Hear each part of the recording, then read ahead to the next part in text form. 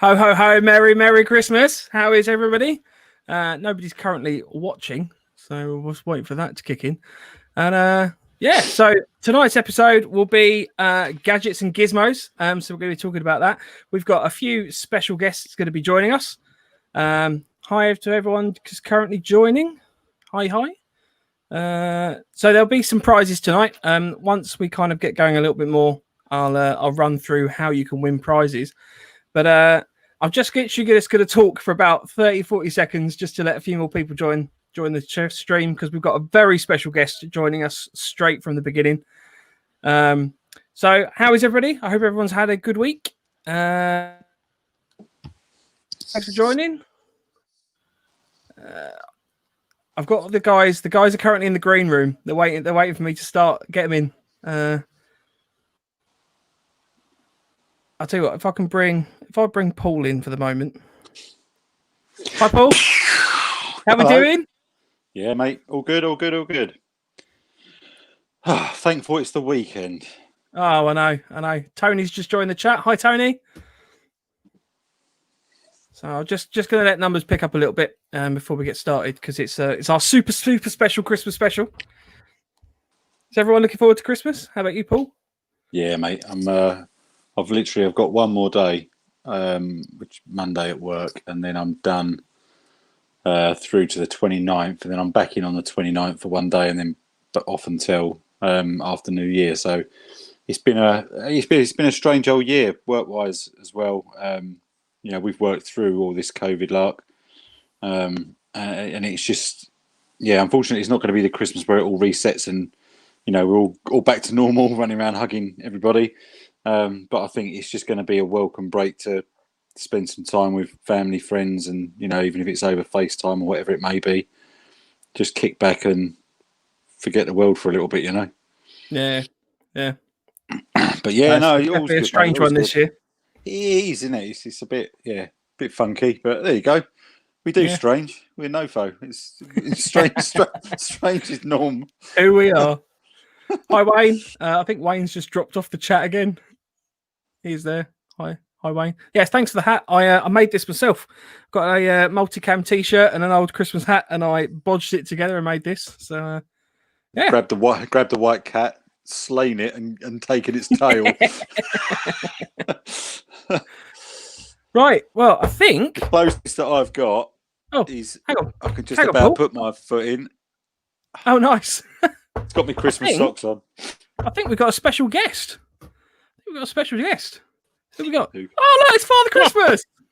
Oh, hello, boys. How are you? Merry Christmas. Hello, Father Christmas. Hello, Mike. Have you been a good boy this year? Probably not. No.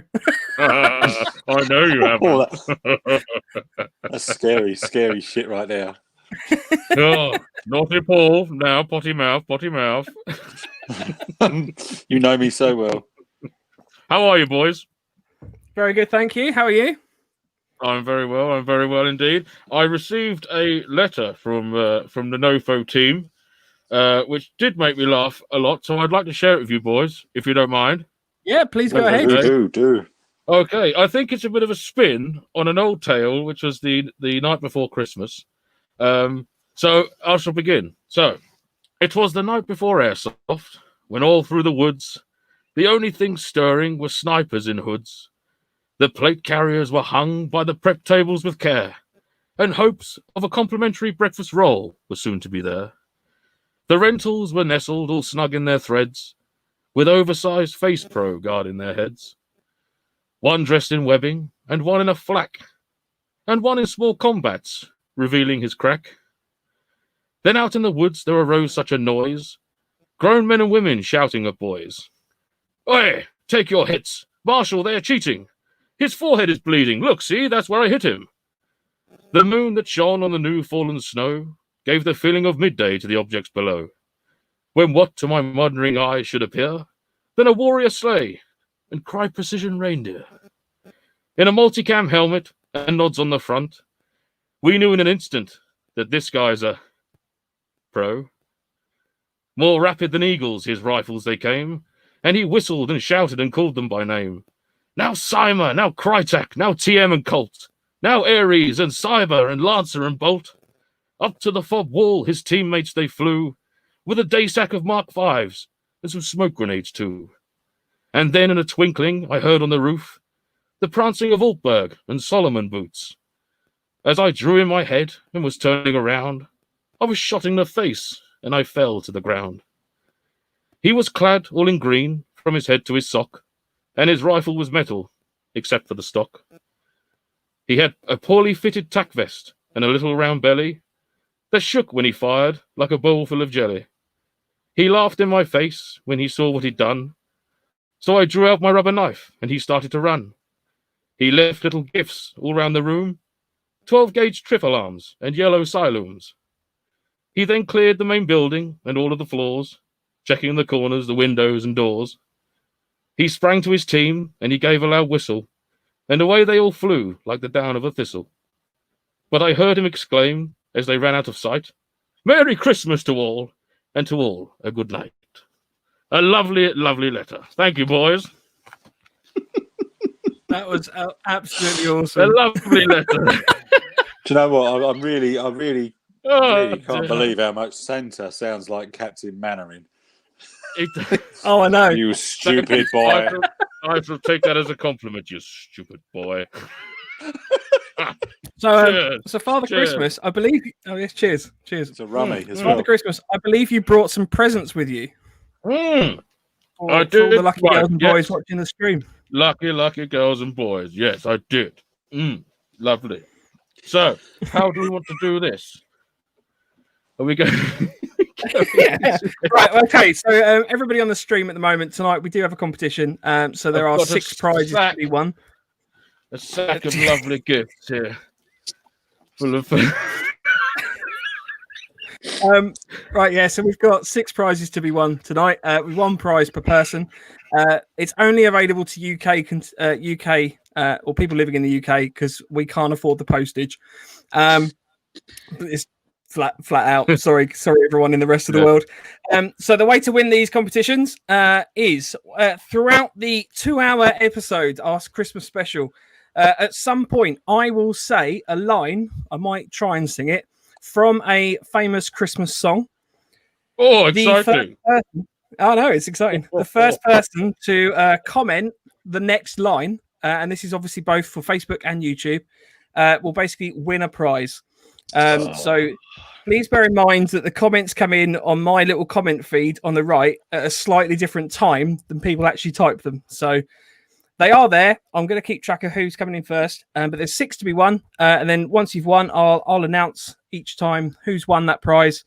And if you could email me at nofochat@hotmail.com, your name and address, that'd be great, and then we can get your prizes sent out to you. So that's how you win. It's easy as that. So at some point I will just say a Christmas line, I might sing it, and you have to follow up with the next line, and then Father Christmas will give you a present. Well, empty his sack all over if you. you've been a good boy, I can see a lot of naughty boys and girls in that chat there. Empty the sack. I'm hoping to empty my sack what sort of either presents? live on the show or afterwards. Little A, little B. Oh, you might be able to Yeah. tell we've never done a Christmas episode before, so this is a bit special. The email address rage file is nofochat@hotmail.com. I'll keep repeating it throughout the episode. But I say I'll make sure you know you win. You literally just comment in the comments for these videos, and it pops up on my screen, and we will be able to announce the winners live. So Father Christmas, do you want to talk through some of the gifts that you've brought from our friends at Range Right? I will. So my friendly elves at Range Right have kindly donated some special prizes to us. And I'm not going to tell you in what particular order, Mike, shall we not? Or we're just going to show them all? Let's keep that a surprise, but we'll just go through some of the presents. I want to know Okay, how comes you're on first name terms with Santa. This is shocking. Mike. Well, Who? Mike. I'm one of his Paul, tactical elves. He's a tactical elf, and I do get a lot of letters from Mike throughout the year. Yeah, what goes on at Punisher Pit stays at Punisher Pit. We know. So I'll start off with the first prize, and we're going to give these out randomly, aren't we, Michael and Paul? Is We are. a plate carrier, kindly donated by Range Right, So all ready to go for someone who's venturing out into their first MilSim. And this will be available in black, OD green, or multicam. So your choice. It all comes, all the pouches all come on it. A couple of 9mm admin pouches. You've got 5 M4 double mag pouches, utility That sounds pouches. so wrong. Father Christmas. Bosh. You got your 5.56. You got your 9 mils. Radio comms, comms pouch on the back. So there's the first prize there. There's a plate carrier. There we go. Up next, we've got in here. There's a couple of things I can't show you, but We've got a flick knife. the Conus pistol light TL. There we go. If you can see it there. Wicked bit of kit. 360 lumens. Pistol attachment. Quick release. Fully waterproof. Awesome. Another prize there. We also have if I can find it, in my deep sack. There it is. A Conus, the Conus Small -2 monocular ×7 zoom. So this is for snipers, recon, from 200 meters plus away. You'll be getting zeroed in, relaying details for eyes on targets, things like that. Great little bit of kit. And we have some goodie bags as well as other prizes. There's some things I can't show, but I will explain them. So we've got a little goodie bag here, Christmas goodie bag, which will contain a Silum, 12-hour light Silum or chem light. It'll have here we go, cheeky little survival. If I can get it out of the bag, there it is.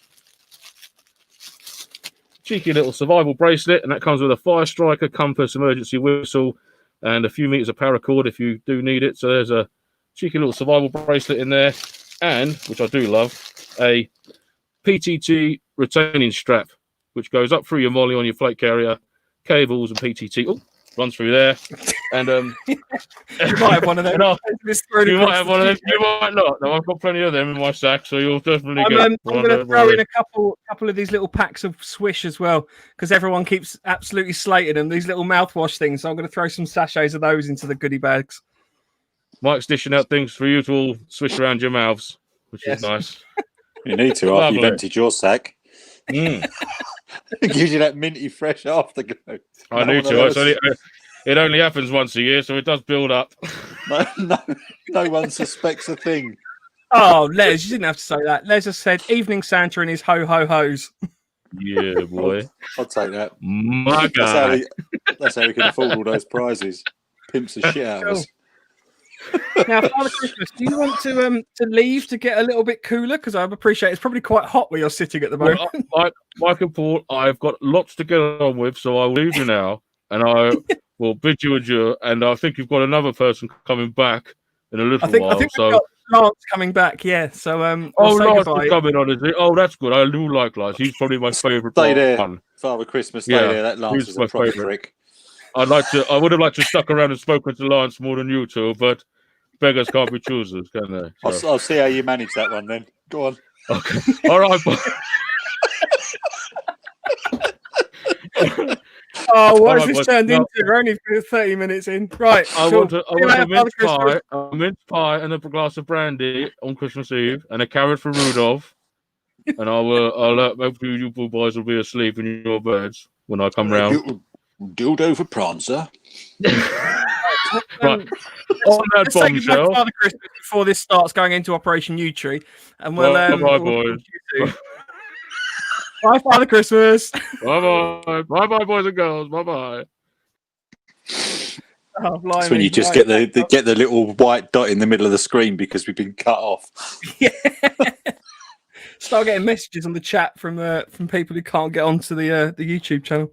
Chief Superintendent, somebody. Yeah. So tonight's episode, we are actually talking about some bits and pieces. We have compiled a list of gadgets, Airsoft and milsimy gadgets, that you guys have sent us in as ideas. Leza says, "I think you're pissed already." Yeah, I'm only drinking lemonade. It's just an exciting episode. This is Coke Zero, as in zero fucking alcohol. So yeah, we're going to be talking about gadgets tonight. So what we've done is we've compiled the list. We've got a panel of judges to then score each of the items based on sort of milsim factor what else was the scoring things, Paul? It was to do with cost, value for money, and ingenuity. whether it was a smart idea. Yeah. Yep. So we're going to start off with number 20. Did you check the list twice? I did check the list twice. I had to check the list a few times actually because it kept reordering itself annoyingly. So in at number 20, we have the ICU tactical mirror system. So this is a mirror system that sits on the end of your gun. It's not designed to shoot around corners. It's designed as a little sort of angular periscope. Sorry, Father Christmas keeps trying to jump back into the chat. So the idea of this is, I think it costs like £5 or something like that. It literally mounts to the end of your gun. So what did you think about this, Paul? Yeah, when I initially thought, I thought it was the sort of mirror system that was separate from the gun. Do you know what I mean? So I've always thought about some of the milsims that we've done, sort of lights of Longmore and things like that. Mirror systems, I thought would be a great idea, just to have a little sneak peek. And I've seen it in films and that sort of stuff. And obviously, if you can sort of, dare I say this, stick the tip out, just to get a little look, probably not, the worst idea. Would I put it on the end of mine? No, but do I think having some sort of reflective device to be able to see around those sort of edges before you make a run and get your arse lit up, then yeah, I think that is quite a good sort of idea to use the mirror in, but not necessarily fitted to my gun. No, that's fair enough. I actually do own one of these, and I ran this at one of the Longmore events. Not Longmore events, Legion events at Lid. One of the ones that they ran down there. And it's not the most practical thing in the world in that the mirror kept popping off one side, but it was actually quite useful for when you're just going around a corner. Instead of pieing the corner and obviously putting yourself at risk, you can just pop that around and get an immediate view if there's anybody just around the corner. So not the most. Me being me, but I did like the idea of, but this is totally beyond what we're looking at today. You see in the movies the almost like a fibre optic that they put underneath a door. Oh yeah, like the plumber's camera type thing. Oh yeah, that I might just have to get one of those just for the sake of having one. Can't think of where I'd use it, but James C's just put in the chat, could you go Gucci and get an inspection camera? So that's exactly what Paul just said. Yep, no, inspection cameras are obviously there and about. One of the points with this little mirror system is obviously there's no power, there's no sort of cabling or anything like that. It's literally just there right on the end of your gun, which is quite useful. And what was the, when you said you used it, and it was semi-effective or quite effective, how sort of bigger picture do you get out of that small mirror? Because obviously the tip of that gun's only going to be very small, but does it sort of blow it out quite nicely? It's not, I mean, to be fair, you're not going to be seeing like a panoramic view through it, but it does give you, just going around that corner, it'll give you enough of an insight that you could probably see someone about 5-10 meters away from you if they're around that corner. Talking of blowing nicely, Lance's back. Yeah. Hi, Lance. Or should I say not back? He's not been here. He's just turned up. I was late. I was fucking murder. Yeah. How are we? All right. Right. We had a better presenter on for a while. Yeah, good, mate. All good. Right. I missed anything? We're just talking about the ICU mirror system. Oh, okay. Yes. Yeah, this is number 20 of our list. Yeah. I was wondering whether you had one and someone else had one, and you met at corners, but it would actually be terrifying to see. It's also good if you've got to apply any cam cream, you can always use it for that. So let's swiftly move on to number 19. So this was the mirror magnetic goggle wipers. So the idea of this is that you have a little toggle on the outside of your goggles. There's a magnetic lens cleaner on the inside of the goggles, and you can drag the thing across like the age-old magic trick of like dragging the magnet across a table or something like that. Like cleaning a fish tank. With you, yeah. Yeah, exactly that. It's basically a fish tank. That's it. Yeah, definitely. So, yeah, that's good. Yeah, good shout. If it works, it works. Would you guys use one? I've never used goggles. I don't wear goggles. No, I don't either. Right, that might be why. Let's move on differently. The price point on this, by the way, out of curiosity, was if I can find it. This is only about a tenner. So good price, bad price. Would you pay if you did have goggles? Do you think this is something you'd use? I think it's okay. So I've got a very starchy hat. I would suggest, dare I say, that I would probably invest in some goggles that Don't may fog. have some sort of venting on it. But I don't know. I I mean, prefer the thing ones is, with it's one of novelty those. Exactly that. It's the sort of thing, and I'm not going to say this, but like sort of Christmas stockings or something like that, and you've got a young player that's going to play, and you want to chuck a few different things in their Christmas stocking or whatever. I don't know whether it how it'd work, whether it'd sort of magnetise that well, or whether you're likely to lose part of it and have the other side of it wrapped in front of your eyes. Yeah, I mean, if there's not, as soon as it comes off, it's just bouncing about. Do you know what I mean? You'd have to have some sort of lanyard on the outer bit. Yeah. What about Jingle Bells, Jingle Bells? Ooh. What comes that's next? exciting, isn't it? What comes next? What comes next? What comes next? Jingle What's bells, next on that jingle list, Mike? Next on the list. Jingle bells. Does sound like a cry for help more than you actually singing a song, to be honest. I know.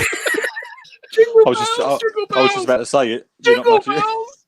How's the singing This is a real test to the delay between when people type stuff in on the chat and when I receive it. Les Payne. Got one. Let's play one. Hey. What? Okay. Les Payne, you have won prize number 6, Lance. Prize number 6, and that is one of the goodie bags, I believe, Yay. from Father Christmas. From what I could gather from being told about it when I joined, that wasn't been told about. Has your hat got an erection? No, Les, the hat definitely has. Les, if you email nofochat@hotmail.com, thanks, Paul. I'll remind you if you don't. Cheers. Well done, Les. Well, Les, Right, first winner of the night. Boom. Next on the list, we have number 18. So this is the Helicon I have Tex. no idea what this was. I thought that was one of those things that you walked on and it felt nice on the bottom of your feet. Right, so this clearly needs a bit of description rather than me just sending you the picture. So the idea of this is just this PVC patch. It's about yay big. And the idea is that the little indents mean that you can fill those with like a permanent marker. So you can write, you don't see road signs just write and things on the patch with permanent marker though. You could just write on the patch with permanent marker. No, it's not Braille. It's like the opposite of Braille. I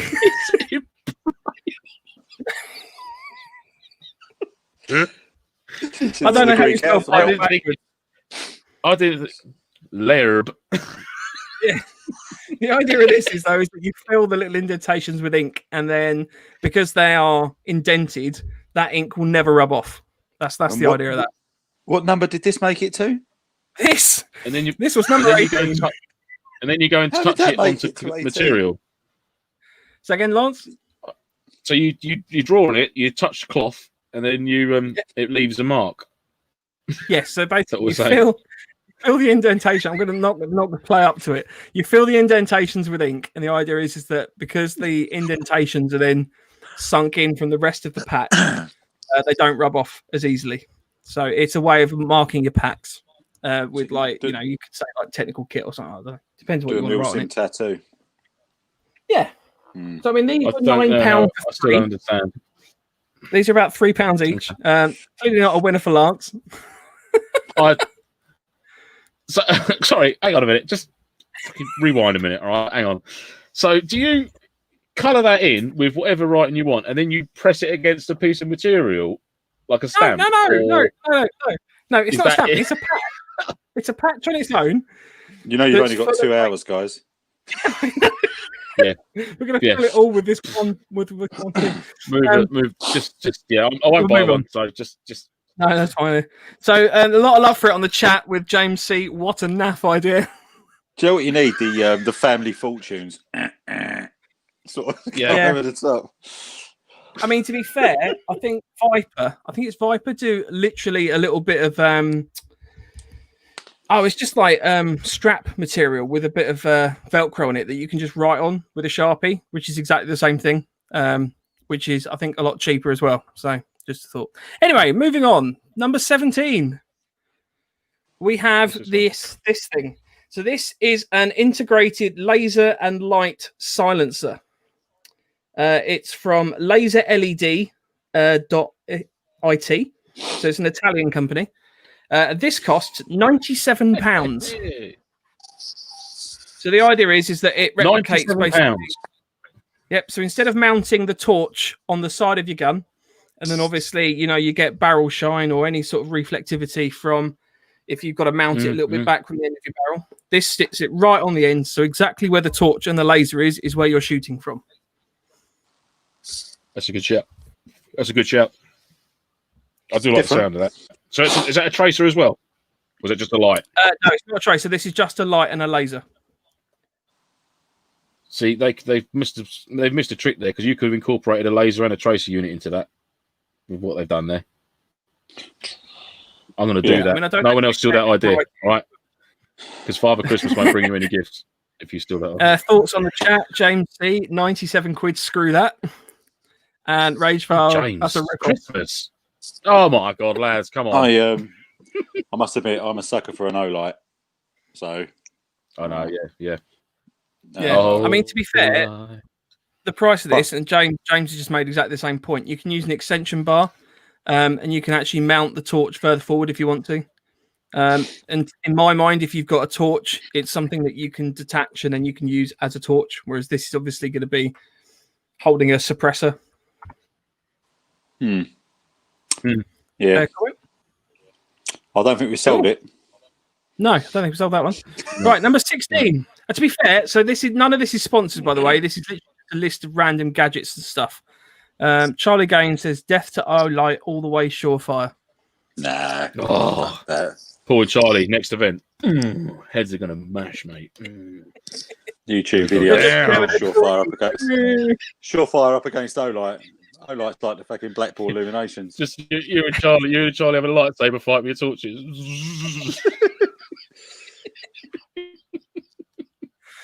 Right, number 16. We have the door. This is the door handle alarm.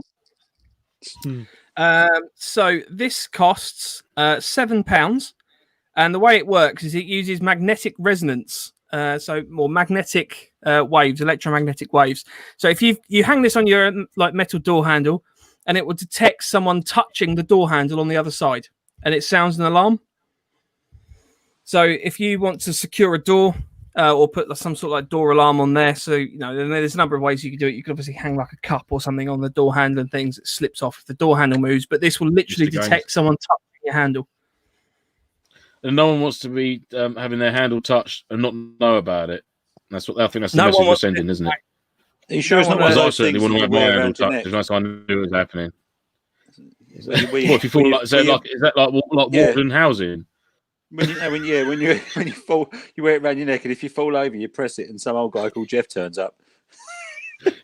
Jeff chucks you back in the barrel and takes you back to your apartment. Got a wasp in my room. I mean, obviously, this is not going to be the most useful item in like a woodland game, but unless it was like a magic door into like a fairyland for a tree or something. I mean, arguably CQB milsims and stuff. You could probably actually, the advanced fob at Longmoor. This would probably detect someone trying to reach the handle of that bar gate. Oh, so if they're trying to have a reach around, then if they're trying to leave a little sneaky handle open, reach around. Something that would alert you to that. Yeah, I wouldn't want to miss that, so I definitely want to know about it. Well, the alarm has let everybody know. Well, everyone would be there. It'd be an audience, wouldn't they? Be like dogging. I'd be flashing my O-Light. Charlie would be flashing his Surefire. We'd be all like welcoming people in. Yeah, that's it. Rachel says this is a great idea for when you're getting busy in the kitchen with the missus, but in Airsoft. I should have bought one. Useful in a fob at a milsim if you want an early warning and someone's fallen asleep. Yeah, I mean that's the point. If you're so again in the what's the name of the metal fort at Longmoor? The Alamo. Oh no, the SF base part. Yeah, the SF base. So again, that's got a lot of metal gates and stuff. So it's something that could work on that. I do have one of these. I I think I was given it when I was at uni. It's like a, stop Hang you that from on your getting door. Oh, In case the Wayne baddies said- tried to get into your dorm, as it might get you. exactly. 67 on a bit of string is more fun. that's the truth. No, I like 12 Right. gauge blank rounds. They're the best. Moving to number 15, and we have Good King Wenceslas looked out. Does he? Good King Wenceslas looked out. Actually, funny you should Is it- say that. That song is there a was actually picture of written in my town. It was Sean Mike. said, in my day, If anyone, hat. if anyone gives a shit about what I just said, No, not Sorry, what really. did you say? Did you speak I something? said that carol you've just sung was written in my hometown. Les, Yeah, Les, you can't you enter didn't say that. again. Well, Les was first, but you can't enter again, Les. Les is on the first. You're not the only No, one. Les. Rage. Cheers. Rage was in first, looking at my chat. Oh, yeah. No, sorry. Rage has just come in just after. Well done, Rage. Rage, you have won prize number 4. Prize number 4, which is, I believe, that's a goodie bag, isn't it? No, prize number 4, I think, was the monocular. Pair of Lance's yes. used pants. And a pair of my used pants, obviously. So, Rage, I can show you this. There it is. You have run the monocular, which is obviously Conus, and it's a 7x17 by 30 zoom monocular. So that is a wicked bit of kit for Dogging. distance recon, mate. And dogging. And I'm quite glad Ragephiles won this because you can also wrap paracord around it, and it'll double as a butt plug. fully waterproof. But this isn't the one that Lance tried it with, so you're fine on that one. No, this is nut The, free. the one that Lance tried it with, still in there. I'll tell you what, this podcast has definitely degraded since Mike's on his absence, isn't he? Mike does keep us in check, I must admit. Mike, we need you back, mate, soon. So, congratulations, Well done, Ray. Ragepile. Rage, if you could, Usually. again, send us an email, nofochat@hotmail.com with your address, please. That would be grand. Cool. James C. C. said, how's Lance acquired Santa's sack? Oh, it was. I think it must have snagged on the roof somewhere as I was driving home, caught in traffic. I spotted it and I grabbed it, and He left it there when he went and got changed. Don't start, James. All right. Next Christmas episode. So next 2021's Christmas won't be better. We'll have all these Easter eggs planned out by then. Right, number 15, we have the integrated tracer and chronograph. So this basically acts as a tracer unit, a chronograph, and a MOSFET all in one unit. I'm not 100% certain how the MOSFET part of it works. Presumably you can use the control unit to change. I'm guessing that the MOSFET bridges between obviously the battery and your power source into your motor. Hence the Tamiya connector male female there, which you could obviously, I'm guessing you could change out for Dean's if you wanted to. If you run a Dean's battery, you'd have to do the same for that. You'd have to have a male to female Dean's adapter on the end of that.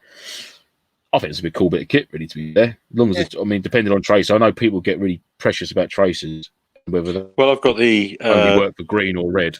I've got the Ace Tech Lighter BT. It does green and red. You flick it over on a switch behind the screw panel, and that has got a built-in. But the tracer units only work on a certain tracer. Like if you went out and bought a neutral tracer unit, is there a good chance it wouldn't run red tracer BBs for it? I think some work better than others. So this one, you've got a button that you press, and it changes the light function to work better on a green or a red. And then because it's on that tracer as well, it's like Bluetooth, and it Bluetooths to your phone. You have an app on your phone, and then that acts as a chrono. So you don't have all the gubbins that come with it. You just have the tracer unit, which is a nice short dumpy tracer. It's got the buttons inside where you can hit it to change the colour or whatever it might be, and then you just sync it via your phone. And then you fire off loads of shots, and it tells you what your FPS is or your joules or whatever you want to set it to. So I'm going to come up with like an unpopular opinion here, but I'm going to say it because Rage Files made the same point. In my opinion, I don't see the point of running a tracer. Yes, it looks cool, but to be fair, whenever I played a night game, the last thing you want to do is show where you're shooting from. Personally. No, you do, because it's like fucking Star Wars. Well, yeah, no, I said it looks cool, but whether that's got a practical application. Having said that, hot off the press, boom, news. Who's seen the Spitfire tracer unit that's just come to the market? I have seen that. That does look pretty cool.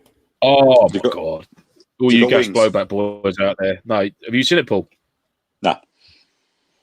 It's the tracer unit, right? I don't know how many LEDs it's got in it, but I think it's primarily for gas blowback rifles.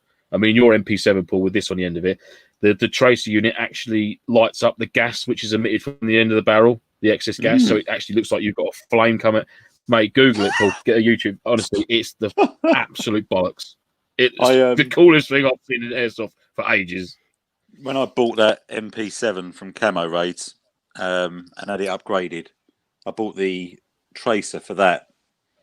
Got it delivered in, which is absolutely fantastic. The tracer, obviously, I think you can only get like 0.32s or whatever it is on that. But the MP7 set up to run 0.4s. And it's like a fucking sniper rifle. So it was a bit of a waste of money getting the tracer, to be fair, because I'm not going to change the fact that Camo Raids have set it to 0.4s and it's, firing distance of a bloody sniper, just so I can. I'll have it then if you don't want a tracer unit. I'll have it. So it glows up on the outside. So I've stuck it. I've tried it. Yeah, I've stuck it on the end of the 416. Just to see what that's like. The upside sometimes nice if you're going down and doing some night shooting, like we've done myself and Mike at the range, and just sort of putting some rounds down there. If you're doing it at night and you've got your tracer on, it's good to see the angle that your BBs fly. So it's easier to see them at night, especially when your eyes are as dodgy as mine. So we stand there shooting up from the safe zone at APOC, up the path to the point where it splits out to go right to the village and left to Bartertown. If you stand just by that green netting, it's like a good 70 metres in front of you.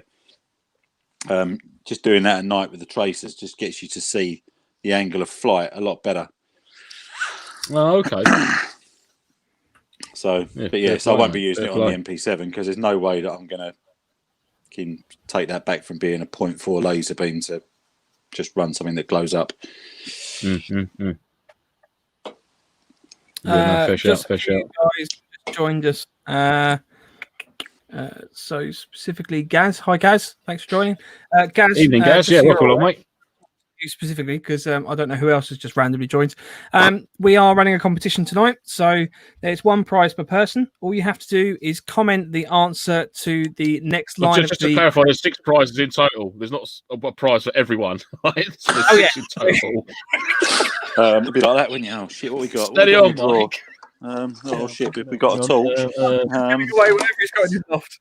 I've got a box of hand warmers here. You can have that. It's half a bog roll. Gillette Mach 3 razor blades. Yeah. So the idea is at some point, random points throughout the episode, one of us will say a line of a famous Christmas song, and whoever comments the next line of the song first wins the prize. So there you go. So that's what you've missed, basically. It's 2 prizes, really, isn't it? Because we get the prize of hearing people within this chat sing. Gaz has said he'd love some blue ribbons. I'm never giving that shit away. You could pry those from my. You got more time with the Queen, Gaz. To be honest, we did manage to sneak 3 blue ribbons away from Paul, and they may or may not be in the goodie bag. So there you go. That's it. Fuck it. I'm out. This is bullshit. I'm not playing this game anymore. You're all a bunch of wankers. Night.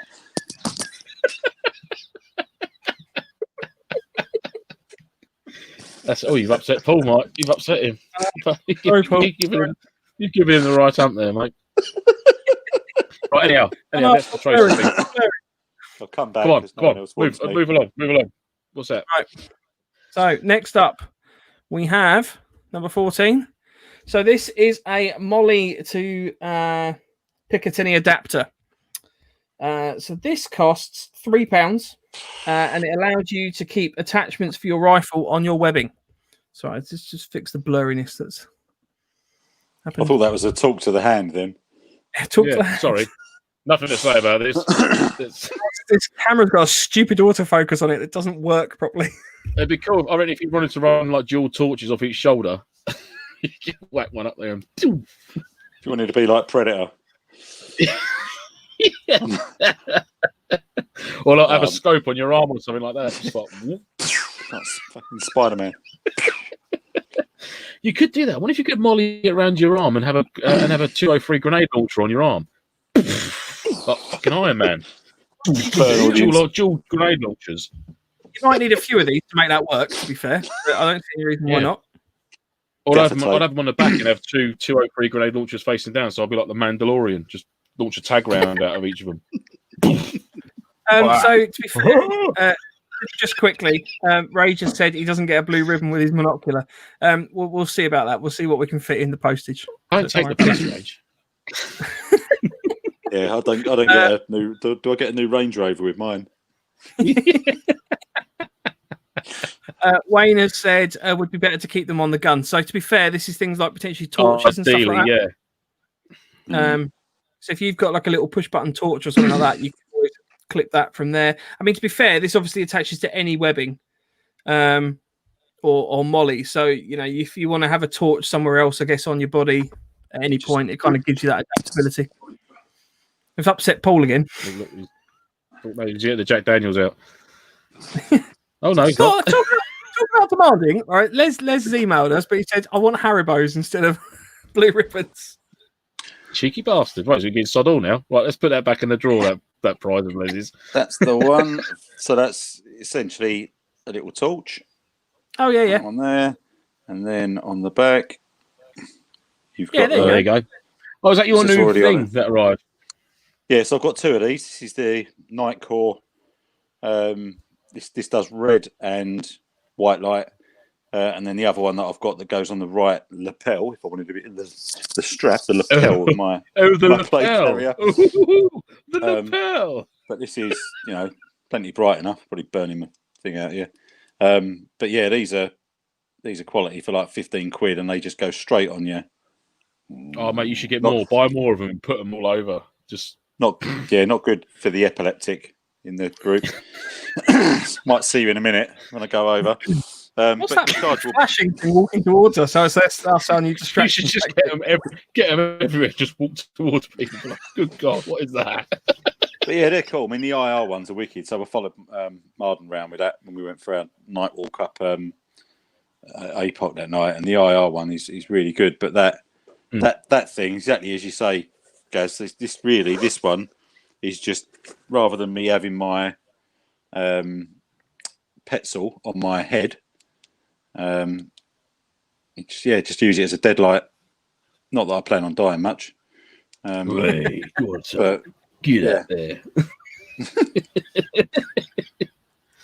That's a good shout, mate. That's nice and small, isn't it? I think they're 6 like 16 out of the way, outside our mind. 100%. Cool. Right, right, next up we have number 13. Put that back in my sac magique. So this is the magic bag. I'm a chocolate and Tom. Teeny Tom and Tiny. Yeah. Tiny. It's all gone to shit. So this is similar vein to the last one.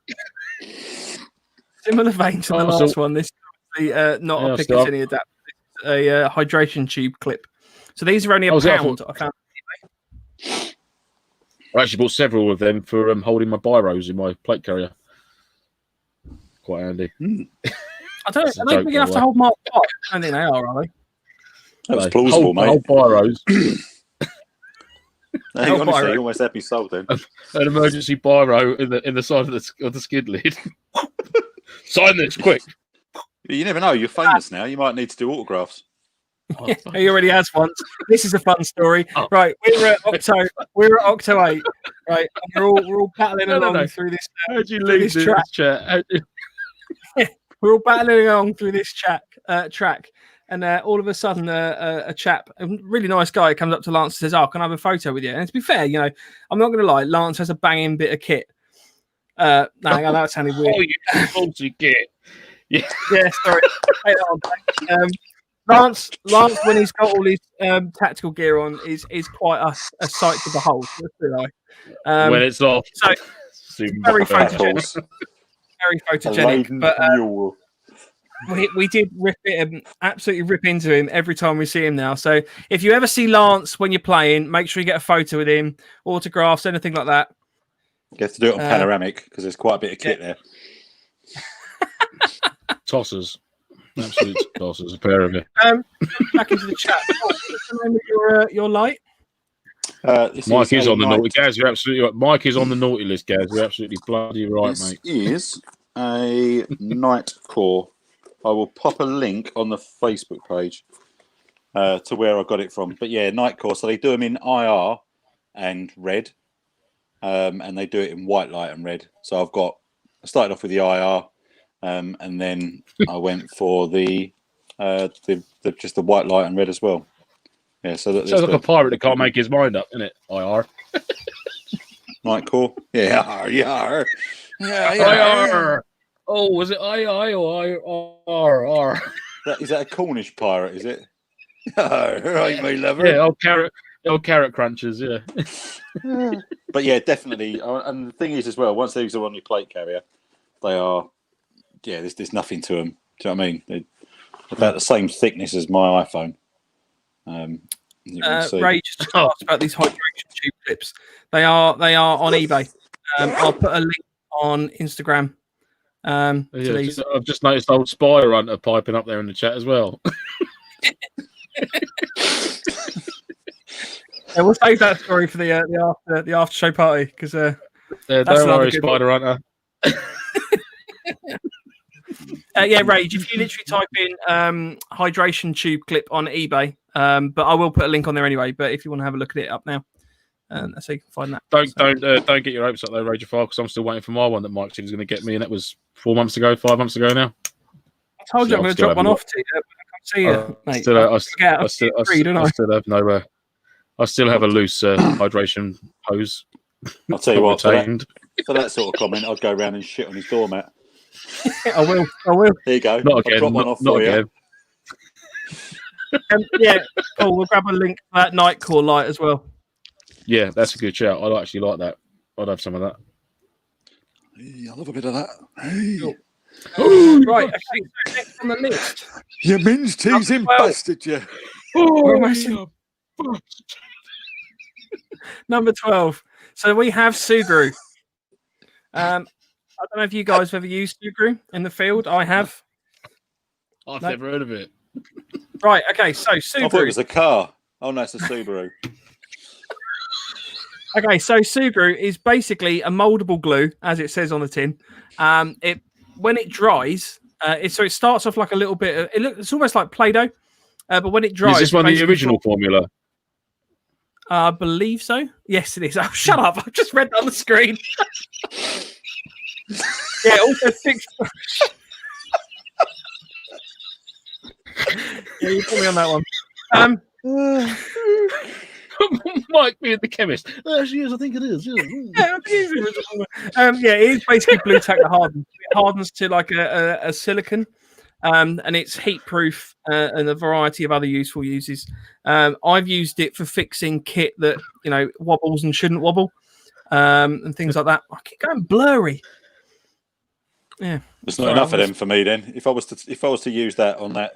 What wobbles shouldn't wobble. I'd have to have not enough of those to hold me down. No, it is good. It's good stuff. It's basically if you anything that you want to basically stop moving, you can use it for forming handles on. Like a what's the mess tins? So you can actually mold it around a mess tin to make a silicon like heat proof handle. It's basically Ragefile says it's expensive duct tape. That's not an unfair description. You can make an R-hop patch, apparently. I've never used it for that, but yeah, fair enough. I'm just finding the price for this. So this costs £6. Not a pirate. You get 3 uses of it. I've used this a fair few times. The other thing you can do, and I've seen, there's an American Airsoft MilSim team like Blue Rangers, Green Rangers, something like that. They use this to customize their grips on their rifles and things. So you can obviously slap a load of this on the grip. You use your you basically hold it to kind of mold it to your own hand shape, and then you pull away your hand, and it will harden like that, and it becomes a little rubberized grip. Rubberized grip. Yeah. Nice. So that's quite good. Right, moving into number 11. Number 11. Ooh, Lance, are you in the private chat at all? Am I looking at the private chat at all? No, I'm looking for Nightcore torches on my phone. No, that's fine. Yeah. Okay, so I've looked at the private chat, Mike. Okay, cool, good. Well done. Thanks for reminding me. I hadn't clicked on it for a while. I didn't think you had. So number 11, we have the folding shovel, which is obviously the British Army trenching tool. I think this one we found for about 20 quid. Do you guys find that you use your entrenching tool much on milsims? I mean, you don't generally tend to spend ages digging massive holes. No, I haven't got one. No, I've got one. I've got one of them. They're good, And obviously, if you're digging in, it's obviously well handy. It's obviously if it's a sharp edge to it, digging in a fixed firing position, or if you're just using a basher or whatever like that.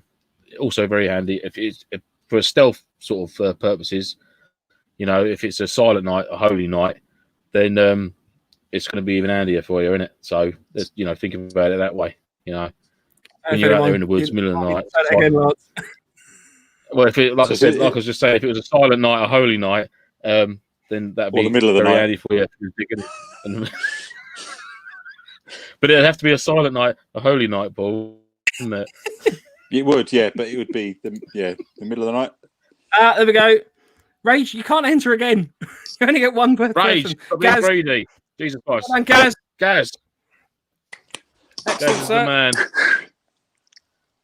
Gaz, if you email nophonechat@hotmail.com. You win the honour of supplying me blue ribbons for a year. Well done.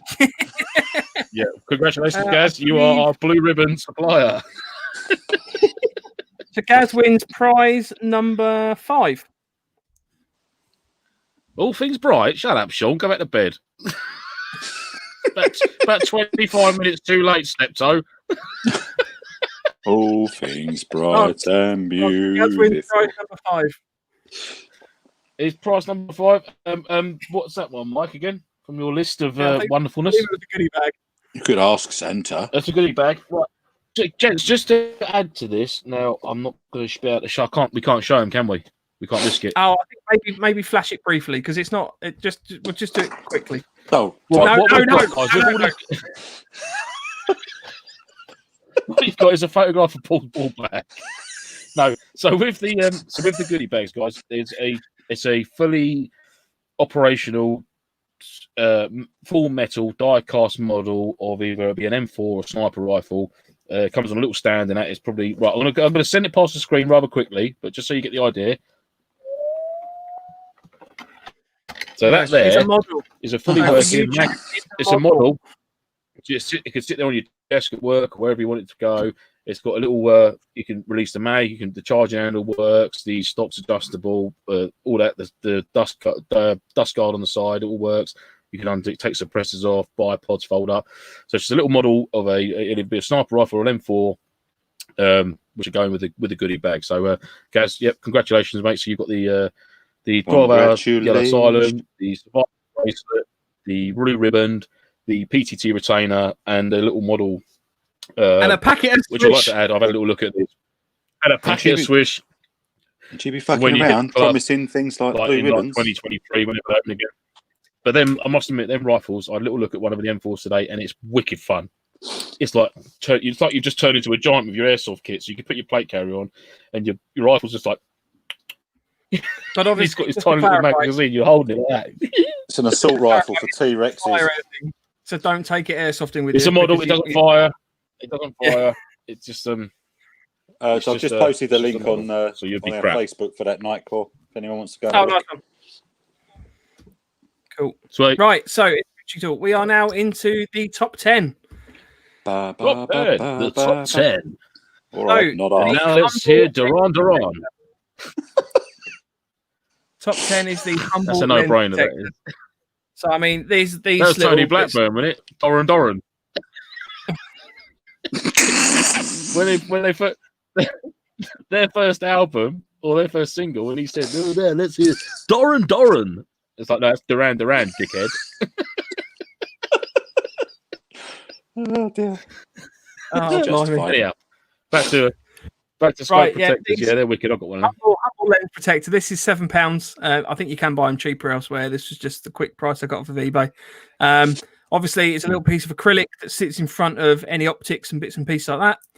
A peeping window, as Gaz just called it. But I mean, this obviously just protects your sight. So for those that don't have Vortex optics, I got Vortex. Oi, having said that, Mike, if you combine that with the Picatinny Molly adapters, you could actually mount them on high on the rig, and you could whip them up and have like emergency eye probe. I'll tell you what, you want to slap a load of those on, and then a load of Paul's torches, and run around like some sort of like luminous reflective butterfly. If you had it on a low level, You could turn invisible. You could be like they could be nipple protectors. like Predator.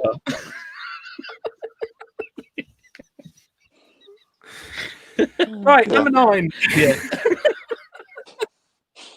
I can just picture you with these on these. So number 9 is the tag round. rounds. Tag rounds. So obviously these are projectiles which you can fire. They come in a range of different options. So you've got impacts, smokes, bits and pieces like that. I think they're about £6 a round, depending on sort of what purchase you get. And you can pretty much get good tidings we bring. Good tidings we bring with your tag rounds. Good tidings we bring. Not if you get one around the back of the head. We bring. And just to remind people that if you've already won a prize, you can't win another prize. Yeah. It's the audience that we've got, I'm afraid. No, I must admit, when we did the Taliban MilSim at Apocalypse, Mike Marden bought his tag launcher out, and it's one of those things. I haven't got one. Of course he did, and I would like one. Will I get one? Probably not. At the minute, but yeah, they are. If I didn't have a mortar, I'll probably get one. But yeah, I just love the mortar around. I'm sorry, but I've got a mortar as well. They are fun, aren't they? If you're doing properly. Okay, I'm just going to reiterate. Good tidings we bring. Good tidings we bring. Because the only person that's currently answered Rage has already won one. So good tidings we bring. Tidings. Oh, there we go. Marcus Urban. Well done to you and your king. Hey! Marcus, you win prize number 2. Prize number 2, Lance. Prize number 2, and I'm guessing that is the light type prize. I believe it's the lights, yes. What is it? Not heavy, Marcus. Hello, mate. You've won yourself a bloody lamp. It is the Conus Light TL, pistol mounted or rifle mounted, 360 lumen, fully waterproof. Picatinny mount, tactical light. There we go, mate. All yours, buddy. Be on its way to you, or it'll be with you at the next Octo event whenever we meet up. So, congratulations. That's yours. Disappeared. I don't know if you want that green screen. Show you. Yeah, let's get it out there. Actually, I'll show Rage Force Monocular as well quickly. So it's fucking second hand now. Is your price, sir? That's a cool bit of kit, I must admit. I've tried it out today just to have a little look, and it is the absolute bollocks. And I want one. And I've actually got one of these on order for mine because I think it's a wicked bit of kit, and it's so small. And compared to the light that I would have mounted on my rifle normally, if that's my thumb, bosh, and that is bright as buggery. That is. So a nice little win for you there, Marcus. Congratulations, sir. It'll be on its way to you, buddy. So congratulations to Marcus on that one. James C. I just want to give a special shout out because he is trying. He is coming in a little bit behind a few people at the moment. So go on, James, keep going. We've got a few more left. So there's a couple more chances left. There. I'm just going to quickly show Rage his monocular that he's won. As I've shown Marcus the tactical light. So there's the Rage. just to give you the size on it, mate. There you go, palm of the hand, not too big, quite happily sit in the pocket. You can actually mount it, so you can use it as a spotting scope as well, so you can sit on a tripod.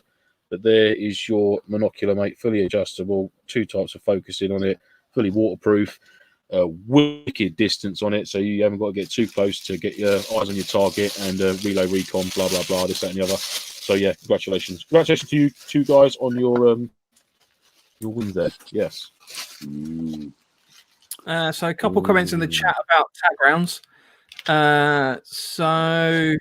Wayne says, I'll stick with my mortar. Yes. Yes. We do have a firm preference for mortars at NoFo, so we will actually be covering these in an upcoming episode. Ragefile points out that it's the launchers that cost money. So obviously the way the tag rounds work is you obviously have to have this little contraption. So this fits inside a launcher. That fits inside like a 203 launcher or something, doesn't it? Yeah. And obviously these fit in that. And these are your projectiles. So these are your expendable item. You obviously can reuse that. So yeah, I mean, they're not a bad bit of kit. I've had these used successfully against me in sort of various operations and stuff that we've done. I say operations, you know. Are they cheaper? Are they cheaper than mortar rounds, or are they about the same sort of price, or are they more expensive? £6. Slightly cheaper. Right. Okay. Do you get the effect of the that you get from the mortar round, though? I mean, come on. You don't get the real thud. You get the boom. I don't think these are as explosive. I.e., they don't make as much noise. You do have smoke options with these. I know you can get smokes on the mortar, and I think these are potentially more targetable. What, the mortar smokes? The mortar smokes are pretty pants, to be fair. Yeah, they are. Sure. I've never used one. I don't think these are much better, to be fair. I think if you want proper smoke, what I've been working up recently is those 3-man slingshots and the big Enoda Gay EG18s. So you get, you could properly lay down some suppressive smoke fire with those. Lancers decided to strip out completely. Center's fucked off. Wayne says, not nice to have one fired at your head. I have also seen that. That's happened a couple of times. Events I've been at. The thing that really jarred me about quite a popular pair who I did hear bragging on their page about hitting someone in the head with a tag round. And you think any little respect that I did have has just gone out the window, because you don't joke about that shit. Do you know what I mean? If it's an accident, great. We're really sorry. This shit happens. We know what we're getting into, but to sort of publicly joke and laugh about it it's not good. No, I mean these. There is a problem with a lot of sites' insurance about even mortars, that these people that sort of fire the mortars like law rockets or whatever like that. A lot of these projectiles are only really covered by insurance, from my understanding, if they're fired at 45 degrees, i.e. they've got to be fired up in the air. Tag rounds, I don't know where they sit in that sort of category, but just it's not fun having something that size hitting you at that speed. I mean, no matter how much blimmin' protection you've got on your face, that is a big lump of something hitting you in the face. And they're not slow either. No. Just jumping on the chat, we've had a comment from Ben at the Nightlife Photography Show. It's to you and your king, not king. Yeah, I appreciate that. We're not being too picky on the lyrics, to be honest with you, because we appreciate sort of speed and stuff. But Ben is correct. It is technically you and your king. Tony Bassett says mortars are better. So yeah, I prefer mortars. I think they've got more of a milsim aspect to them. When you're sitting there, hi Lance, when you're sitting there at night or whatever, and all of a sudden you hear a boom off in the distance and you can see the mortar round kind of whizzing in. That's pretty fun. I do like that. But anyway, right, let's move on. Number 8. So we're getting through the list slowly. Number 8 is the Allen key tool. So these are available. You can get these in Halfords for about £6. They've got sort of a general set of Allen keys on there, sort of the majority of the ones that you'd use. They've also got typically a flathead and a crosshead screwdriver, sort of a Phillips. I don't think it's a pos driver. I think it's a Phillips. I have about 9 of these in my house. That's a handy bit of kit. Yeah. So any Allen key functionality Plus that you've plus got the in your air. Alan. That's it. Alan. Plus the mandrel you've got at home with all the Allen keys that you got from all your flat packs that have arrived at the house, Oh, which mate. you refuse to throw out. I'm the same. Yeah. I've got a toolbox under the stairs that's full of that shit. And the thing is, Oh, most don't. of them they're the same size, most of them. It's just like, right, I need an Allen key. Get the If I get a toolbox bit down of flat the pack, stairs. I know, but I'll get a All bit the of flat same. pack arrived at the house, and like I've got some tools. The tools I have to use for work, you know, they're sort of top notch sort of tools, and this, that, and the other. It's quite specialist sort of stuff. And I'll get a bit of flat pack furniture, and the missus is like, "Why are you struggling with the tools that are supplied with the furniture when you've got perfectly good tools out in the boot of the car or whatever it is, or in the garage?" And I'm just like, "It's not the point. These tools have been supplied with this furniture. Henceforth, they should be able to build this furniture." Your instincts as a, you know, if we go all the way back to when dinosaurs ruled the world and man was sort of living in caves and all that shit, that's your instinct coming out there. I could go and pay someone lots of money to build this shit for me, but I've got a shit Allen key and some chipboard. Hold my beer, darling. I've got this. Yeah. That's it. It's a primal instinct, mate.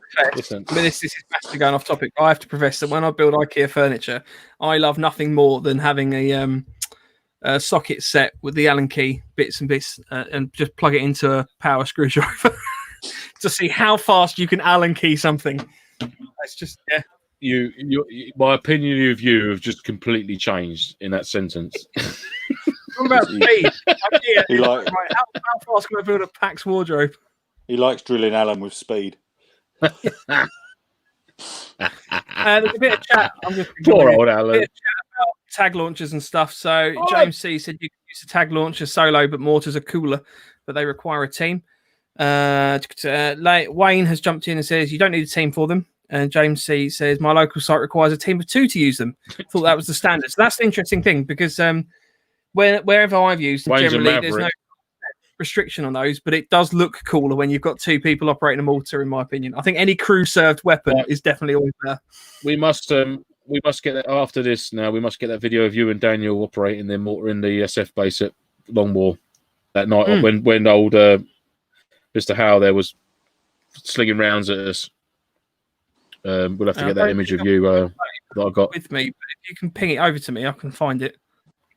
I will do, yeah, and we'll get that up for you. Got to the guys to see. There's nothing better than having a loader and obviously the firer, if you like, operating a mortar. It looks wicked. It's the best bit on that. It's a great bit of fun. You've got the guy holding the mortar, and then that person gets to look at the quick bit of panic on the guy that's putting the round in's face because he's got to fit it in a really tight hole, and it doesn't take much. It's when the guy shout out to Dan. Because Mr. Dan Kettles is the best one for firing mortars, I think. Oh yeah. Well, no, Dan and I last time we used one, we fired it. Well, I fired it straight into a tree because Dan was like bugging the tube, and I was like, I wasn't really paying attention where I was firing it. It went straight into the tree and hit behind us. But that worked well. The difference with you, Mike, is that at least the mortar round actually left the tube. See, Mr. Kettles thought it'd be a cracking idea to put it in the wrong way round, and nearly drilled a hole through the middle of the fob. Oh, how you laughed around the fire after. He lit it. It was like slow motion. I was in the doorway at the fob at APOT, just like eyes on sort of thing, and he's launching mortar rounds out the roof space. That was like a big open section there, about the back where the tunnel section, where the tunnel system starts. He was out the back there in a little compound bit.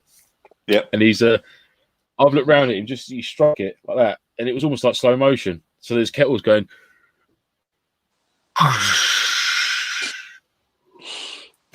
When I'm looking around going, and Mark's looked at me and gone,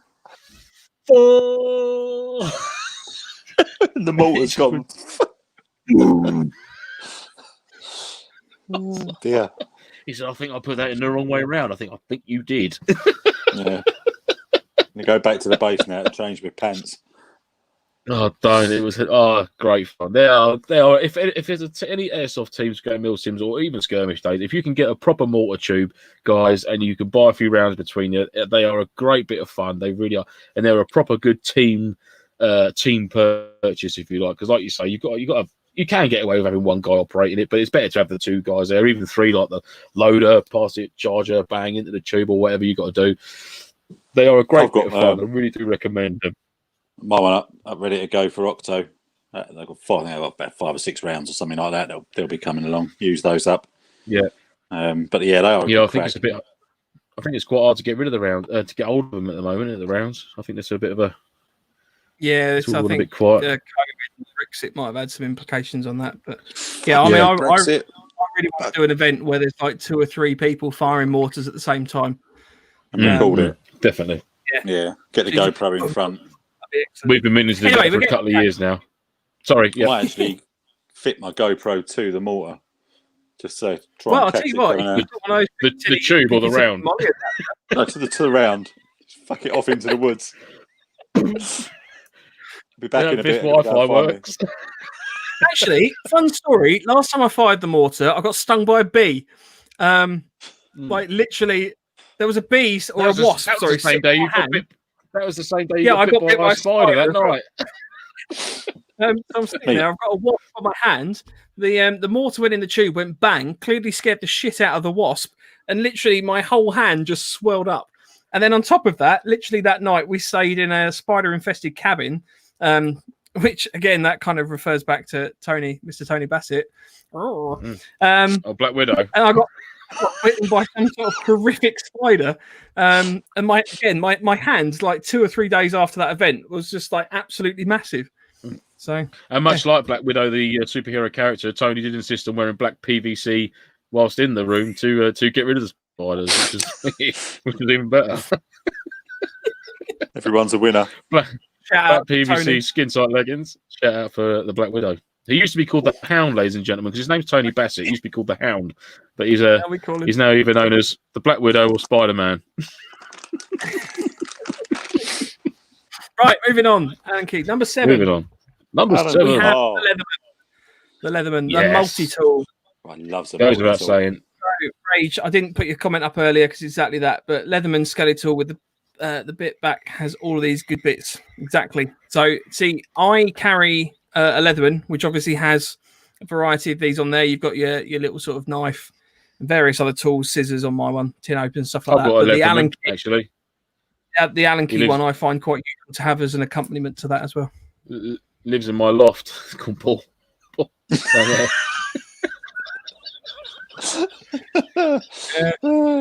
I've got on my gun belt. I've got is it a Gerber? Yeah, Gerber. That's Gerbil. Gerbil. So I've got I've got a Gerber on my battle belt, and then I've got a Leatherman in my weekend bag. You know, my bug out bag, whatever you want to call it. So yeah, I've got a bit of both. To be fair, I've never whipped them both out and had a little look at which one offers the most, because then obviously that will just take its natural place. I have got the mutt tool, the Leatherman mutt, which comes with the carbon scraper and that. It's obviously it's a real steel for weapon maintenance and stuff like that, which my brother-in-law kindly gave to me when he demobbed from the army, and that's a lovely tool. It's got a ridiculously sharp knife on it. Don't get me wrong; it is stupidly. There's no need for a knife to be that sharp, in my opinion. It's ridiculous, but yeah, the Leatherman mutt is a nice little tool to look out for if you want the. It'll cut you just by looking at it. You can honestly, mate, it's terrifying. I open it, I'm like, and it goes click. I'm like, oh, thank God for that. I open it, I'm killing myself. Brilliant. Hey, that's a win. Win-win. Yep. I'm a firm believer. You should have Ray one just of those. pointed out the skeletal as an attachment to put bits in, and the bit pack has Allen Key's torque heads, pods drive, and flatheads. So yeah, no, it's a fair shout. I mean, again, the only reason that I have one of these. The only reason I don't use that when I'm out airsofting is obviously it's having all the bits.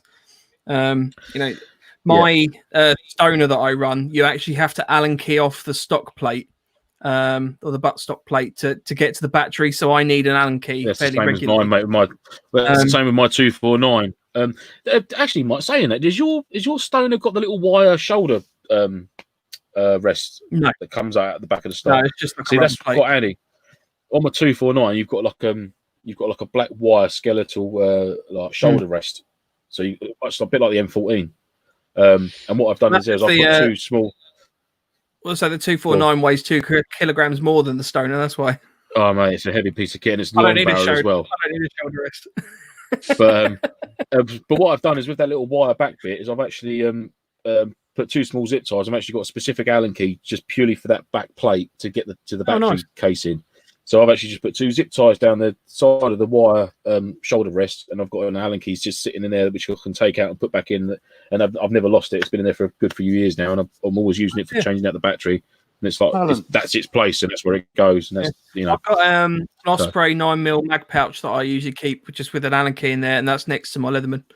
I would say actually, I've recently purchased. Sorry. Can I just quickly? I need to quickly interrupt you. What I just said about that Allen key for undoing the rear backstock bit to change the battery out. I'm not going to say who it was, but it was it was fucking hilarious. He said, "Why can't you keep it in the chamber with the battery?" Nah, so I think you're missing the point, mate. Yeah. Yeah, nice one, Trigger. But Dell said he'd give me a lift to the pub. Yeah, no, sorry. I was just saying on Amazon recently, I bought a £15 multi-tool, which I wasn't really holding much hope out for, just to keep it work, really. Just it's always useful to sort of have a little bit of preparedness around you. And yeah, that's actually not a bad little bit of kit. So, I mean, again, you don't have to fork out £100 for a Leatherman or something like that if you're starting out on MilSim. So this is, I mean, whilst we've showed a picture of a Leatherman, it can be sort of any multi-tool, really. So I think it's one of those you really ideally just need something in there when you're going. Do you know what I mean? Yeah. It's not sacrilegious to not have one, but I think it's a game changer. If you have. And on a side note with that, guys, as well, obviously a pair of flush cutters or cutters. If you are like in a MilSim event and there's like sort of like hostage taking or interrogation or whatever is sort of going along with the the immersion of the event and that, and obviously if you are using fast ties or zip ties or cable ties, make sure you've got the means to remove them or cut them off in an emergency. Or don't go cutting them. Handcuffs. I don't see. That's why I don't like pad. Yeah, I don't like having handcuffs. Zip ties or fast ties or something like that. That's fine, but yeah, because you can just cut through them. Worst case scenario, you've got a pair of side cutters there or flush cutters. You can just nip through them. But yeah, obviously make sure you've got the means to remove something if you've put it on someone. Do you know what I mean? Sorry.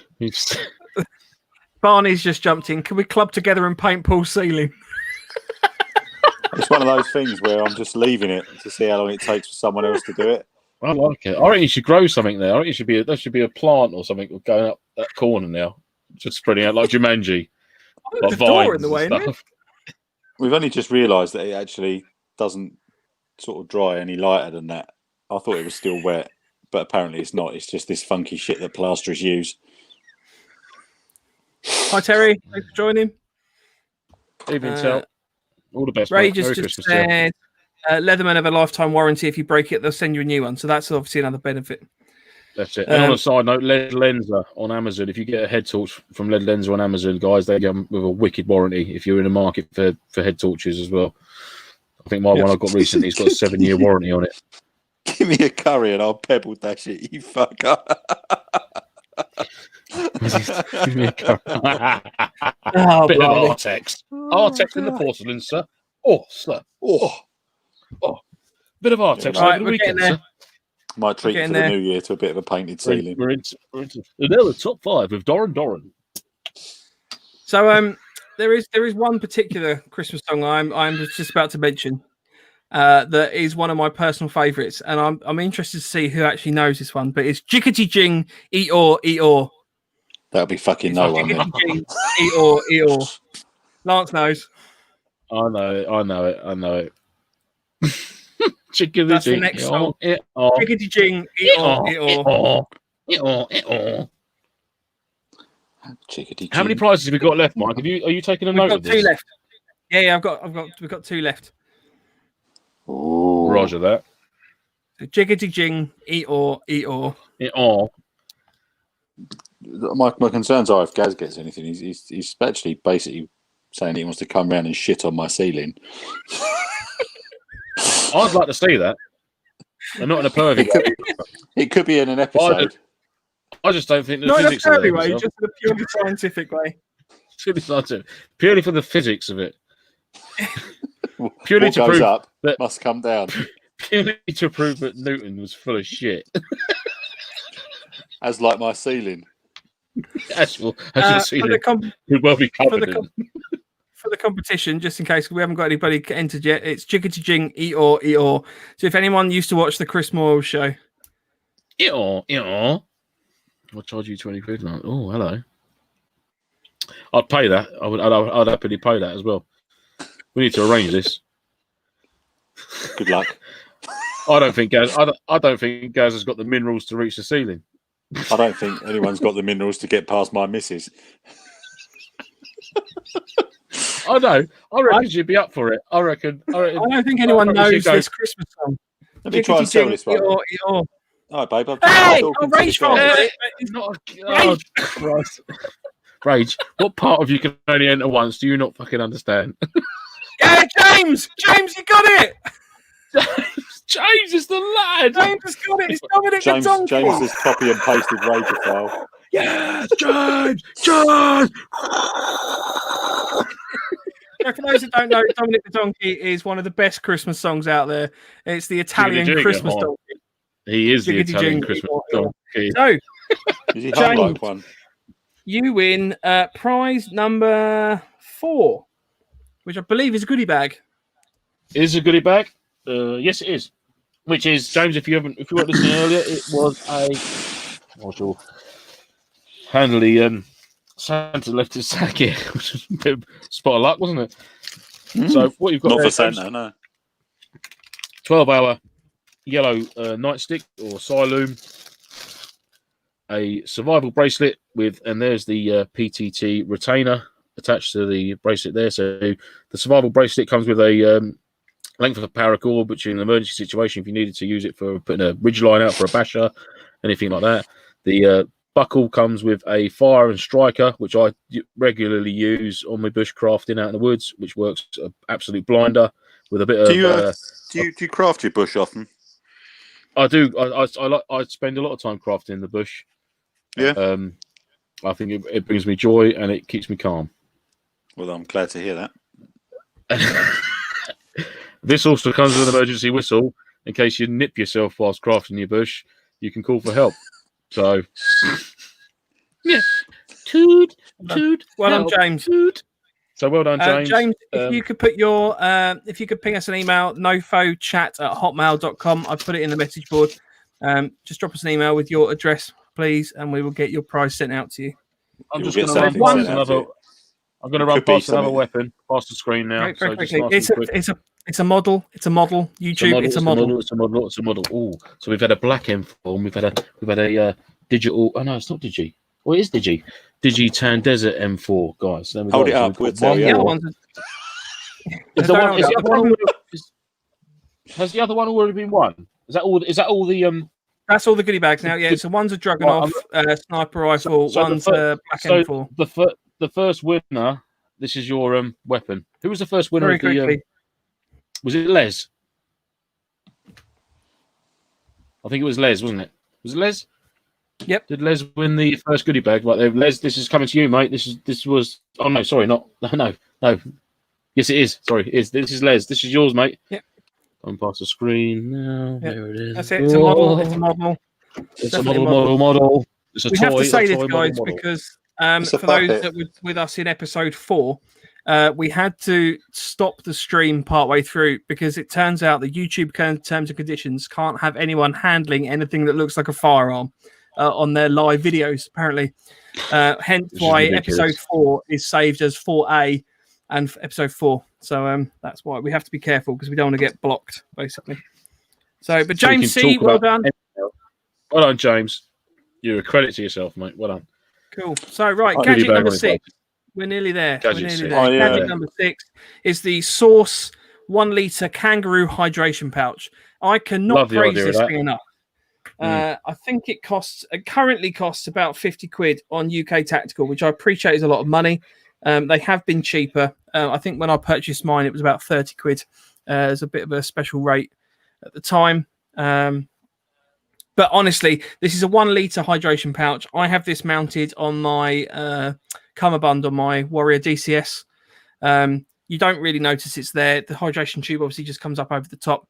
There's loads of attachments that you can add. So you can add like one on the mouthpiece. You can ping that off. And there's like a water bottle attachment, so you can actually squeeze water into it. So you don't have to take the whole thing out. That's a good Honestly, shout. it's amazing. Rage Files just said they're awesome. He's got the 3 litre one. Yeah, I run the 3 litre on the back of mine.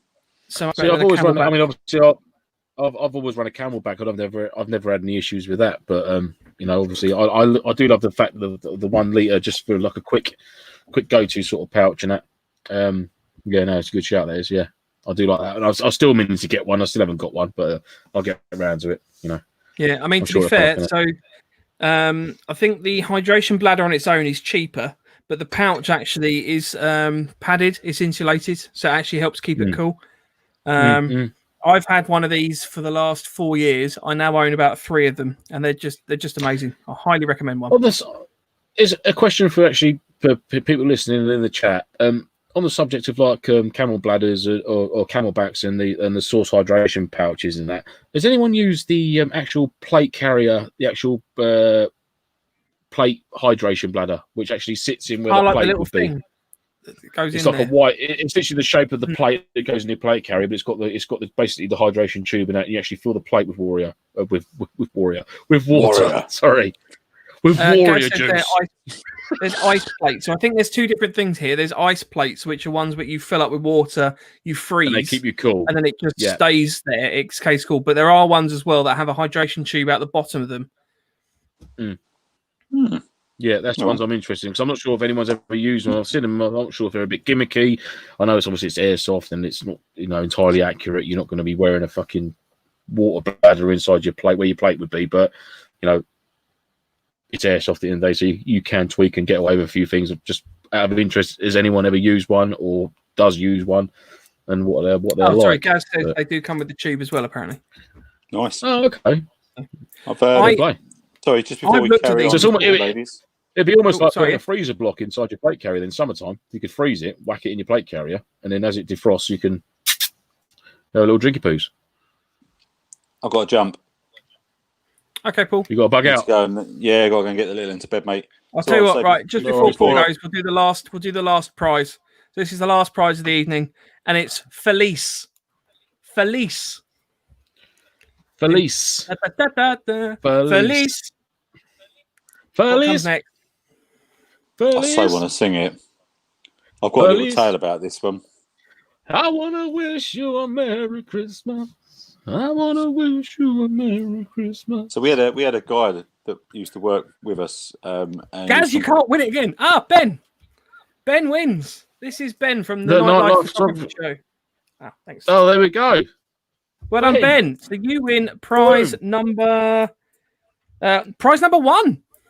Prize number 1. Ben, congratulations, mate. You've won yourself a brand new plate carrier with all the gubbins. So that comes with 5 M4 mag pouches, a utility pouch, a comms pouch, 2 9mm mag pouches, an admin pouch, and it's available to you, mate, in either black, OD green, or multicam.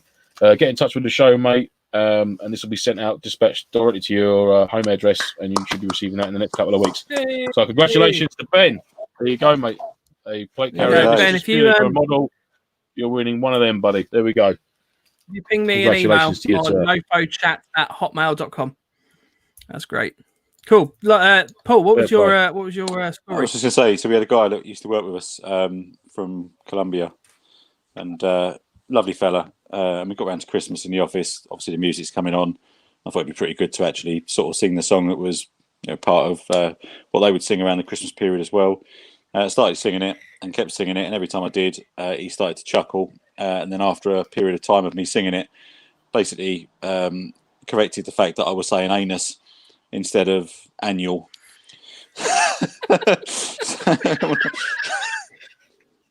So you I want to wish you an anus Christmas.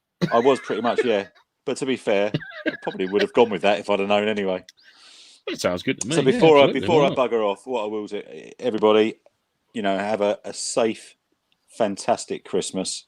Try and push the shit that we've been through this year behind us a little bit. Just enjoy some time with your family and your friends as best as you can. kick back and chill, dream of 2021 and the airsoft fun that it's going to bring us. And we'll see you in the new year. But from me, for 2020, I shall see you later. Good on you, Paul. Take care, mate. See you later, mate. Bye. All the best to you, buddy. Bye. Bye. I'm not going yet. I'm pressing the wrong fucking button. Oh, it could have been so slick. And then there was 2. Yeah, just to recap then. So well done, Ben, for winning the plate carrier there, mate. That's going to be on its way to you. Just get in touch with us. Drop us your address details, mate, and we'll get that sent out. And that's obviously courtesy of Range Right Limited, guys. If you've not checked their website out before, please go and have a look. They've got some great kit for outdoors, knives, multi-tools, from their airsoft side of things, plenty of scopes. They're currently dealing with all the new cyber gun stuff which is coming to the market. They are exclusively dealing with cyber gun. So if anything there interests you, please go and check them out. They're a fantastic site, very, very helpful, very approachable. Yeah, so please go and have a look. Anything that takes your fancy, yeah, obviously by all means, get in touch with Range Right Limited. Please look them up, guys. Yeah, fantastic. So, and to clarify, this isn't sponsored. They very kindly donated the gifts for tonight as well. Yes, yeah, let's make that clear, because I know that's been part of our ethos, is that we don't get sponsors in, and they send us stuff and we talk about it and we say how good it is and that. A lot of our content is stuff that we use all the time and we talk about it, and the reason we talk about it is because it is good gear. But Range Right have got in touch with us. They've offered these prizes, heard about our Christmas show that we're doing tonight, and they've kindly offered these prizes to us, and which I think we're very grateful for. And obviously it's a good bit of fun. And obviously, yeah, it'd be great if you guys could go and check them out, and anything there that takes your fancy. Right, Lance, we're going to bring it in the final 5. Bringing in the final 5. Bringing it in. We're on the home stretch. Then we can start talking about funny stories. This is actually one of the, I think it's Wayne actually brought this one up. So this is the Odin mag loader. Speed loader. So obviously there are other iterations of this, and there's sort of various products and stuff. But this is not specifically one of the ones that you have to go like that on. This is one that you go like that on. This is if you've got an M4, or do they do them for other makes like AKs? I think they do now, or there's adapters and things like that. If you've got an M4 or AR-15 platform, guys, then in your milsim or even skirmishing, well, mind you, just if you're skirmishing, you've probably got dual drum mags, so you haven't really got to worry about that. But certainly for a milsim, this is a gleaming bit of kit. Not only for when you're bombing up your own mags, but if you're in the shit and you're at a fob and you've got 3 guys that are covering 3 different axes of windows, and you're the man in the middle and you're bombing mags up for people, the last thing you want to be doing is sitting there with a 9mm speed loader going blah, blah, blah, blah, blah, blah, blah. That thing there, bosh your mag in. That's it. There's one for you. There's one for you. One for you. I've done it a couple of times on different events, and that has come into its own with reloads and rebombing up mags. It's a fantastic bit of kit. It really is, and it's worth every penny. So if you've not got one and you're milsimming, or even if you are skirmishing and you're using mid caps, definitely get one. It should be in your basket already. Right now. Go. Go get it. One of them. I can't remember what it was. I think you can get cheaper. What there are knockoffs on the market, guys. Yeah, this one at the time was £50, so that is quite pricey for a speed loader. But I paid that for mine, I believe, and I think, and obviously it's a banging bit of kit. At the end of the day, it is a banging bit of kit. Gaz just said there's 3D printed adapters available, so if you are running AKs, then you can get an adapter for that. So yeah, nice one, Gaz, top man. But that's a great bit of kit, gleaming. Get one of them. Number 4. Absolutely. Number 4 is the humble cable tie. You cannot get away from the fact that everybody on a milsim or an airsoft event should at least have 3 cable ties on them. There is so much use that you can get from a cable tie, and I don't mean in a weird way, but whenever anything is broken, the best way to fix it is either gaffer tape or a cable tie. Yeah, absolutely. And I challenge anyone to question that. Cable ties are absolutely gleaming. I mean, I work on the railway, and the railway's held together with cable ties, so yeah. It's a fantastic bit of kit. So yeah, get yourself a set of cable ties, guys. No more to be said on them. They do not really a a lot to be said on multitude them, of tasks. Yeah. No, but yeah. So in gleaming at bit of number kit. 3.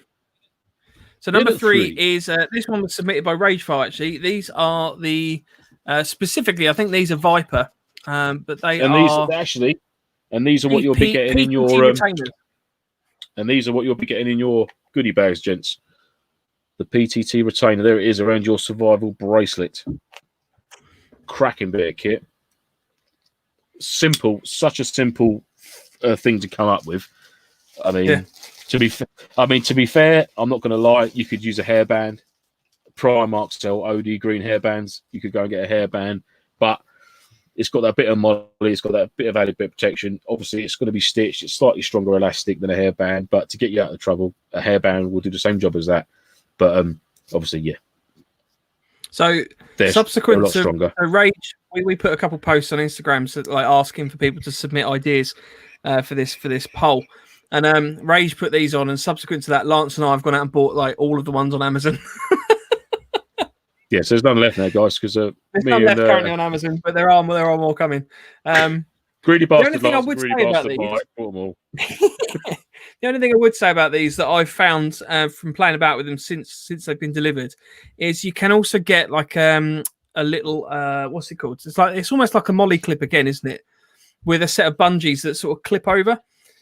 So for taking things off speedily, I think Lance might have one to hand, but they are. I'll just make you full screen. Hang on. The thing is, I've got my green screen on, so I'm going to put my hand behind. Oh, it still won't work. So there we go. That's not how green screen works. No, I know. I don't know what else you want me to do, but basically, the Predator gave me the clip bit. As you can see. Oh, there you go. It's working now. Hold it over your face. It seems to work. So there's the clip. And that's just completely blown my mind. I think it's to do with the light levels. But it's a bit of elastic, obviously, double knotted, and then that'll clip through there. That threads through your plate carrier. If you can see, if you can just make out the probes there, they go through your plate carrier. Whatever you need to retain, whether it be a suppressor or a Mark V, that goes around there, and you've got 2 prongs at the top, and then the elastic will sit in them, and that'll sit very snug. That's. I mean, pulling that there like that, you've got the knot there, so, and then to remove it easily, bosh. Yeah. So look out for them. They're a great little retention scrap. Yeah, very similar to that. That's the only thing I've found with these is the fact that these are obviously you don't have that removal aspect. You've got to thread it out. But that's not necessarily a bad thing. Just as a bit of feedback. And I found have I done that with my plate carrier here? 2 seconds. Oh, that's quite handy. Father Christmas left his plate carrier beyond. So what I've done is, if I can just pick it up without destroying everything. There we go. Let's just pick that up. So there's my plate carrier there, gents. And if I look for my PTT there, you can see there I've actually got one of them fitted. So if I take the top loop off, let it go, that'll pull out from behind the molly. And the good thing is, because it's got dual loops, it'll stay with the PTT. So if you run 2 different types of setups, so this is a PTT for my Bowman headset and my fist mic, etc., like that. I've got one of these for my Bowman, and I've also got another one for if I'm running my skid lid with my Earmore Mod 3 MR32s. There's another one of them on there, and that'll just stay on the cable. I mean, it will slide down, but as soon as you want to reinstate that PTT, bosh, straight back up into the molly, and it's there. Like I said, very simple thought, and it's a great working piece of kit. So yeah, highly recommend them. But like I said, a hairband will get you out of jail if you need to. Yeah. Right, moving on to number 2. We're going to cover this one quickly because it's. I feel like we've already discussed it a little bit. This is a MOSFET. So this obviously ranked number 2. This is probably one of the most useful little gadgets that people have in airsoft. Mm-hmm. You know, it just does wonders for an airsoft gun. You can obviously depending on the MOSFET that you have, you can get them programmable. You can do various bits and pieces with it in the field. Yeah, you need to know how it works. That's my only tip on these, because my good friend Mr. James Minns Airsoft Tech, fitted one in my Stoner recently. I didn't really know how it works, and somehow I inadvertently put it into programming mode. So in the middle of a gunfight, it just started playing a little tune to me. which wasn't the most helpful. So literally, we're about to go off into to defend the stockade, and literally my gun's just going or something like that. But yeah, you know, a MOSFET is what a MOSFET is, but they are good. So if you're looking at upgrades on weapons, highly recommend looking at those. But we are now at number one. Oh, we're at number one. Sorry, okay, go on. No, go on. No. With MOSFETs. All I was going to say is with MOSFETs, that's a very dark art to me. I'm very unfamiliar with MOSFETs. I've got no MOSFETs in any of my riffs that I use. It's probably something I'm going to go into, but I want to read up about it a bit more. And I know people throw the Titan Gate around a lot, but again, it's something that's very new to me. I've never had a riff with one in, so like I said, I'm a complete MOSFET virgin, if you like. So any feedback you guys can give me on the benefits, pros and cons, before I do make that jump, if it's worth it, is it not worth it? What am I going to gain out of my rifle, which I'm quite happy with now?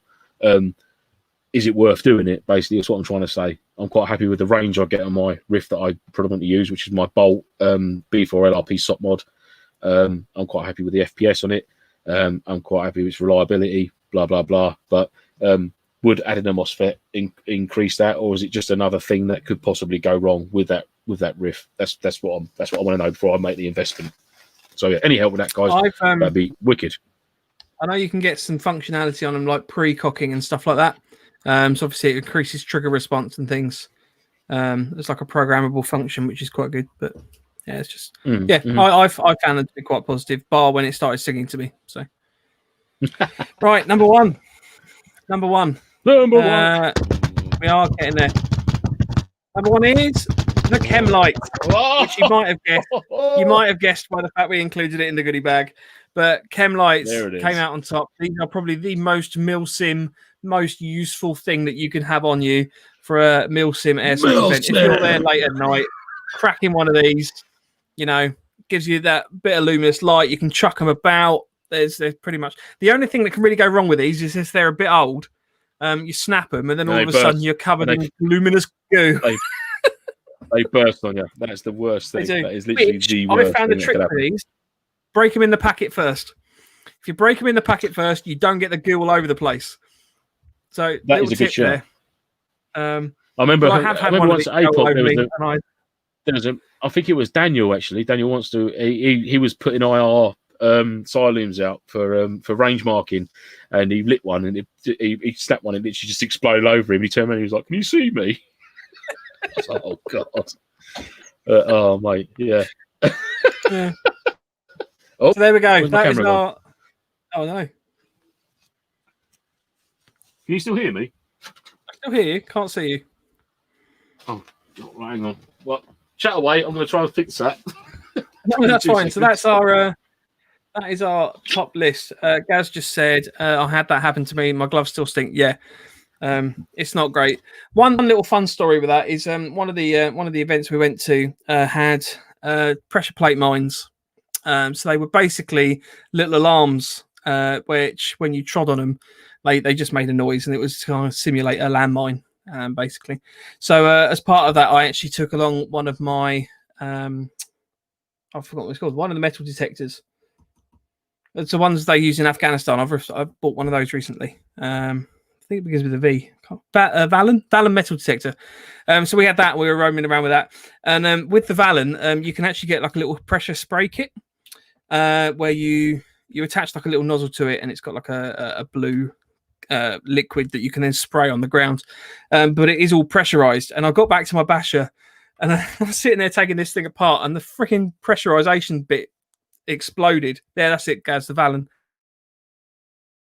Exploded, and a lot of my stuff is still blue at the moment. I got blue dye everywhere. It looked like I'd had a bit of fun with the Smurf. So yeah, all by myself. I was all by myself. Don't be mean. Right, so what do you need a Valen for? Why not? So the Valen was basically for detecting these pressure plate mines, because the OPFOR were hiding them all over the places. They were in bushes, they were under like piles of leaves and stuff like that. So the idea was that to kind of add an element of realism, I was effectively the EOD officer for that event. We had OPFOR rock up. they put bombs in boxes of fruit. So one of the guys in the Op 4, does he work at like a grocer's or something? I think he does. I think we spoke about this before, where he turned up with like punnets of grapes and watermelon and pineapples. Yeah, it was quite good because Apocalypse, you've got a full Vietnamese village. You've got all the huts. You've got all like the little main walkway through it. You've got watchtowers and stuff. It's a really cool setup.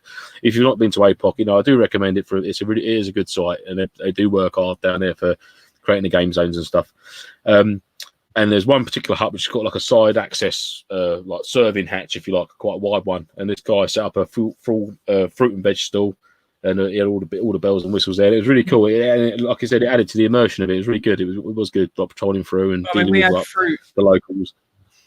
The villagers delivered fruit to our stockade that had a bomb in it, so that went off and blew a load of people up. We had IEDs and all sorts. So that was basically what we used the Valen for. Wayne was there at the time, so with the Valen, we were basically walking along, just sweeping. The only problem with the Valen is that it picks up every little bit of metal that is under that ground. Which, being that most of the APOC paths are made ground, so it's all like rubble, spoil, and stuff like that from construction sites and bits and pieces. And the pins from smoke grenades, pins from smoke grenades, blank firing bullets. I was finding everything. So I mean, at one point I was like, no, we're not going down here. Because we at this point hadn't actually known what the mines were. We hadn't seen them. So we didn't know what we were looking for. So you knew, but nobody else did. So literally terrified, like just walking along. But that was a really good event. I really enjoyed that. So Sean was there as well. Sean remembers that. Prior to that event, myself and Dan from our Punishers Zulu 13 team were sat in my living room making pressure pads with 1 mil cable and sensory alarms, and we were just sitting there. And I remember sitting there making them. Could you imagine actually now if the police actually raided my living room and saw me and you here like, rigging pressure plates, the batteries and stuff like that? They'd be just thinking like, lads. And I'll just be sitting there and just go. Yeah. I mean, it was a good event though. That's the first time I've seen. I mean, to be fair, these didn't generally explode. They were just like a little, like almost like a doorbell noise or something like that, weren't they? Like a rape alarm type thing. That's the first time I've ever seen. If anyone's listening who's associated with a site, basically the pressure pad, what we used, and they're used a lot in nursing. I found them on eBay. They're used a lot in nursing homes, and it's basically a pressure pad, which is it's like waterproof. It's got two core, 2 single wires coming out of it, and it's essentially goes underneath like a mat or a rug in a old person's sort of like apartment, if you like, next to their bed, or prime places they might fall over. And it basically, if they're in bed at night and they fall out the bed and they land on the rug, the pressure pad will connect and it set an alarm off to say that they've hit that pressure pad. Basically, essentially that is what it's for. And that's where I found them. I found them at a good price. We bought a few of them and we made varying different sort of type pressure pads, fully waterproof, so you could bury them. Obviously, you had to be mindful about how much weight of topsoil you put on top of the pad. You don't want to set it off. So, about 1 inch under the ground, I'm sure would be fine with some loose soil over the top of it. And then we run some 6-volt, and they had a red like flashing beacon light, and I think it was 120 decibel alarm rigged to it, and that ran off a little 6-volt little square battery, and it was really cool and it really worked. You know what I mean? So we had an incident with a Land Rover, which we won't go into too much, but it worked very well there. Yeah, let's not mention the Land Rover.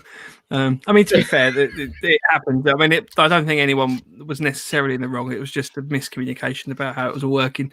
But I mean, one of the things with these landmines and stuff was the fact that myself and another guy, we went off to defuse one of them. So we were called in to go and defuse one of the IEDs that someone had found. And then on our way back, we took the same path back, and we managed to tread on the landmine on the way back that we'd missed on the way there. That we're not mentioned in the Land Rover. The Land Rover. But yeah, so the landmines and stuff, like it was obviously a really localized pressure plate and stuff. So we completely missed it on the way out. It was only on the way back that we found it. So yeah, it adds a whole new dynamic to it when you actually do have to watch where you're putting your feet and stuff. So although I would say obviously it wasn't the most helpful with the fact that there's a lot of made ground and obviously a lot of metal in the ground that we kept finding. But that may also be down to the fact that I'm not a trained Valen user, so I'm just like beep beep beep beep beep all the time. We're not EOD technicians or anything like that. No. But, and again, it's like you're looking for something else. You are actually physically looking for disturbances in the ground rather than looking for a tripwire or looking for this or something that's out of place that shouldn't quite be there that you could possibly kick out of the way. That's got. I mean. We use the Beasley alarm. I don't know if any of you guys use them or familiar with them. It's called a Beasley alarm, and it's basically it's for farmland for their cattle and that. They've got the cross horizontal big large cross gates. Basically, they can rig a Beasley alarm to it, which holds a 12 gauge blank round. So if the gate's left open and it gets pulled, it pulls the pin and it literally fires the percussion cap in the blank 12 gauge round and goes boom. That works great as a tripwire or a claim or type sort of a bit of pyro if you like, and we use them quite a lot. Beasley, it's called I think it's Beasley Beasley alarm. If you look that up, I'm sure they're available on Amazon, and it's basically some people call them a gate security alarm, and it's like a metal. I don't know, it's hard to explain really. Sort of like a metal C shape that goes up. It's got like a big percussion cap with an O-ring at the top of it, which you'd set. You put a little split washer in there to hold it in place with a cable tied or a piece of fishing line or something to that split washer. As soon as that split washer gets pulled, the pin drops, boom, into the blank round, and that's very, very effective, and it's almost like hair trigger. You must be quite careful when you're setting them up. No, they're great. Right, well, that's effectively the end of the episode. We are going to hang around for a little while longer. Technically, we're only going to stop at after 2 hours. We've only really got 9 minutes left, but I'm all right to hang around for a little bit longer if you are, Lance.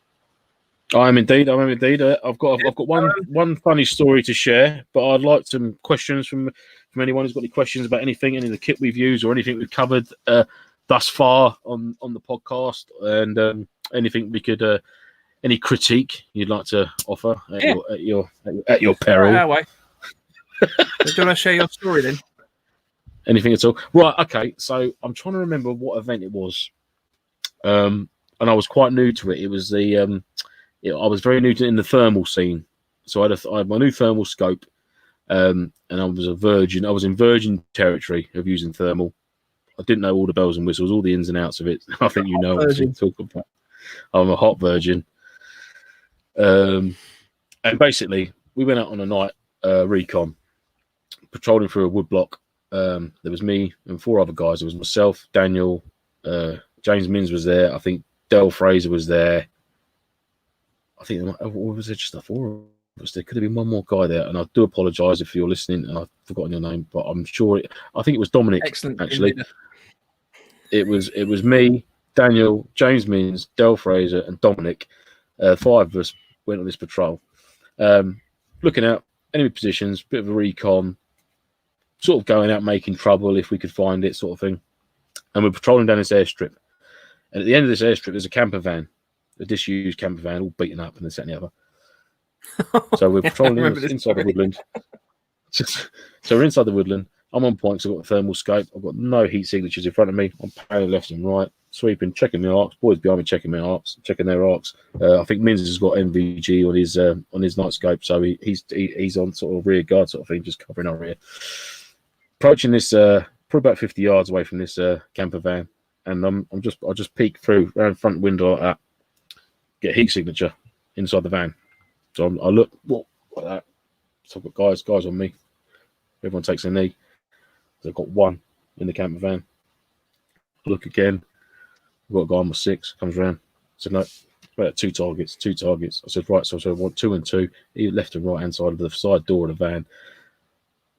You could have filmed this. It'd have been like a blockbuster. The way the guys moved, I mean, it was awesome. So, yeah, Dan and James peeled off to the left-hand side. Yeah, Del and Don peeled off to the right-hand side like that. Both approached the door. Silent, deadly, like ninjas. They were like airsoft fucking ninjas. So I'm there with a thermal scope. Little look again. Yep, heat source is still inside the van. So Dan's pulled the door. Poof, James, Mark 5. Poof, poof, poof, poof, in. Poof, poof, poof, poof, poof, poof. Pull back from the doorway. Nothing. I'm looking again. I said, heat source is still there. They're still there, guns up. So let me introduce you to the world of thermal scopes. I didn't know this at the time. Thermal scopes reflect off glass. So when I peeked around the corner to start with, this was about 10 minutes prior to us assaulting this camper van. When I peeked around that corner and looked into the heat source, I saw my own heat source reflected in the window at me through my own scope. So I picked myself up. There's no one in the van. There's not a fucking mouse in the van. No one was in there. Not a dicky bird. It was me. So I've looked, gone, oh, someone in there. Oh, shit. Dan's come up on my right shoulder. He's looked as well as I've looked. I've gone, oh, shit, there's two of them in there. So, yeah, that was the night of the thermal. Thermal actually doesn't work behind glass at all, does it? I'd just like to add, it was fantastic drills nonetheless. It was a good training exercise for the guys, and that's what I made it out to be. Good drills, lads. Yeah. That is a good point, though, that thermal does not work. If you've got someone standing behind glass, you cannot see them through a thermal sight. You can see them through NVG. If you're exactly. If you're looking into a glass pane window, you will get your own reflection coming back at you from a certain distance away, which is obviously where I was. Through the camera van windscreen, it was me. Yeah, you know those. It was hilarious. You know those clear perspex police riot shields. That has the same thing as well. So if you've got one of them, you're not being seen through thermal, or by thermal. There's an interesting thought. So, Ragefile just says, "So why are you allowed to give us tips?" Well, there you go. There's a tip on thermal. It's what we've learned. No one's ever mentioned the word tips. We call it. This is things that we do. Yeah. Whether you choose to do it or not, different story. Personally, I'd say don't do it. Yeah. Barney's asked, what makes are the model guns? Father Christmas. Hang on. So on this one here, we have got hang on, have I got the bloody... That's an SVD Dragunov for the sniper rifle. What's the actual make of them, though? Who makes the models? Oh, the makes of the models. It's basically the miniguns collection. That's the name of the company that's supplying this. Called the miniguns collection. It's just like a little collection item sort of thing for your mantelpiece. Yeah. And you must be over 18 as well. Oh, okay. To own these. I think I'm pretty certain most of the people on here are. Gaz has asked, does Lance's beard double up as a riot shield? It does not, but we have hidden behind Lance before. I definitely have hidden behind Lance before. And I've lost a fishing hook in this beard before, actually. I either lost it in my beard or I ate it. I can't remember which one it was, but it was a very small fishing hook, and I just popped it on my lip, and I cut the fishing line, and then it disappeared. And I didn't feel it touch my beard, and I didn't feel it sort of like hit the ground. So I've either eaten it, and since jettisoned it from the rear, or it could still be inside somewhere. You. So it could be inside me, just in storage. I would just like to point out, no one's made any comment about, like, no one's asked me about beard related information. Maybe I'm an excellent beard grower. We'll leave it at that. Gaz also asked, you lads looking to go any sites? You lads looking to go any sites further north? So we it was in the middle of lockdown, wasn't it? So it was between. Not talking to you guys, I'm not. So between lockdown 1 and 2 at this point, we actually went to one of the Octo 8 games. That was in Tuddenham, Essex? wasn't it? In Norwich. Tuddenham, yeah. Alan Partridge way. So that's probably the furthest north. No, I've played at Grimsby actually. I don't know, the AI 500 game at the Pleasureland theme park. That was quite good fun. Never played at a theme park. I'll tell you what, guys. We'll have a game further north as long as you don't shit on my ceiling. There you go. So, yeah, Bury St Edmunds. Yeah, that was where we went. That's recently. The one time. Black Widow knows the real. We are looking at sites further afield. I think there was talk of Stirling at some point. Gaz has said that's a deal. Gaz is going to put us up as well. He said, deal. That means he's going to. That's what deal means. If you're down south, you'd know what deal means. As soon as you say deal, that means I'll put you up, cover your expenses. Happy days. There we go. So where is Apocalypse then? So Apocalypse is based near Sittingbourne. It's basically between Sittingbourne and Maidstone. I don't know how many acres it is. A249. Yeah, I think how it's many 40. acres is Well, it? the falls. I think the usable site's about 25, 30 acres. I believe. Yeah. It is a good site. It's a good site. Just prepare yourself for the hill you've got to climb when you park up. There is a hill there. So if you've got a 4x4, happy days. You can drive. Yeah. All the way. Well, to you don't need a zone. 4x4. You just need to make friends with someone with a 4x4. Yeah, or make friends with someone with a 4x4. It's fine. Yeah. But it is a good site. It's a good site. It's definitely worth a visit, guys. Definitely worth a visit. Yep. Go and check them out. Yeah, it's in Kent, right? And it's at the A249 in Kent, yeah. Sittingbourne, just off the M26, I believe it is. Yeah. So what sort of sites have you played then, Lance? Just out of interest. Well, I tell you what, actually, having said that, is obviously because Octo 8 obviously had Tuddenham, and they've taken over Battle Lakes, haven't they, beside Tunbridge Wells? And actually, I had the previous owners of Battle Lakes. I did 2 events there, and absolutely thoroughly enjoyed it. It was a really good site. So I actually be very keen to get back to Battle Lakes. I'm going to say Tunbridge Wells. It could be Tonbridge, Ton, right, as opposed to Tun, Tunbridge Wells. But in that sort of area, sort of Kent, Garden of England sort of location. So yeah, I'd like to get back to Battle Lakes. I've played.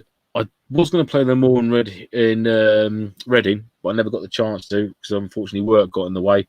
But I think Dan and Kenny from Punishers, they had a game there, a CQB game there. But that didn't really. After hearing the stories when they come back, I was just like, yeah, I'm sort of glad I didn't play there in the end. That was good. Yeah, sound quite savage. But I'd love to get more north. To be fair, do you know what? I'd love to play a game where you really had to proper like patrol for like you had a massive game zone. Do you know what I mean? Not like you usually like 40 to sort of 70 acres. Like you're talking, you had to sort of patrol a constant patrol for like a good 45 minutes into no man's land, like the Scotch pine forest up in Scotland or something like that. And you know what I mean, like out in the mountainous areas and stuff like that. I'd love to do an event up there. I would really love to go somewhere like that. The you know the National Airsoft event, right? So that's normally got New Forest, isn't it? Yeah, down there, sort of Pool Way. So we've done that the last few years, and we normally play sort of like so. The kind of general game of it is that there's 3 major teams. You've probably got about 800 players on each of the 3 sides. I might be over-egging that slightly. I don't know. So it's a large number of people at the event, and towards the end of the 2 days, there's normally kind of like a central battle. For a village, so you've got like the 3 sides are all coming in from different the 3 teams are all coming in from different sides. But I've done an event in the past where when that's happening, we've basically gone off and done our own little separate mission to try and kill the commanders of these teams because they've all got their own little proper compound base spread around that. And that was epic. There was about 9 of us, and we patrolled around the entire perimeter of this game. And because a lot of the people have focused away from where we were, it was exactly that. We sort of felt like we were properly patrolling in the middle of nowhere, and that was good fun. Until we actually, to be fair, we got all the way to the base. We got all the way to the base, and it was we were Bravo and we were attacking Delta. Got to Delta's base. And they've got a frigging Land Rover with an M249 mounted on the top of it as a turret. Now, absolutely no chance. We came cresting over the hill, storming into their base, and they literally just mowed us down. It was about an hour to get from where we started to there. But that's what I'd love to do an event like that. I'd love to take part in an event where you turn up, you're in a safe zone sort of car park type place. You know, you've got your Bergen on, you've got your chest rig or your webbing or whatever you're going for.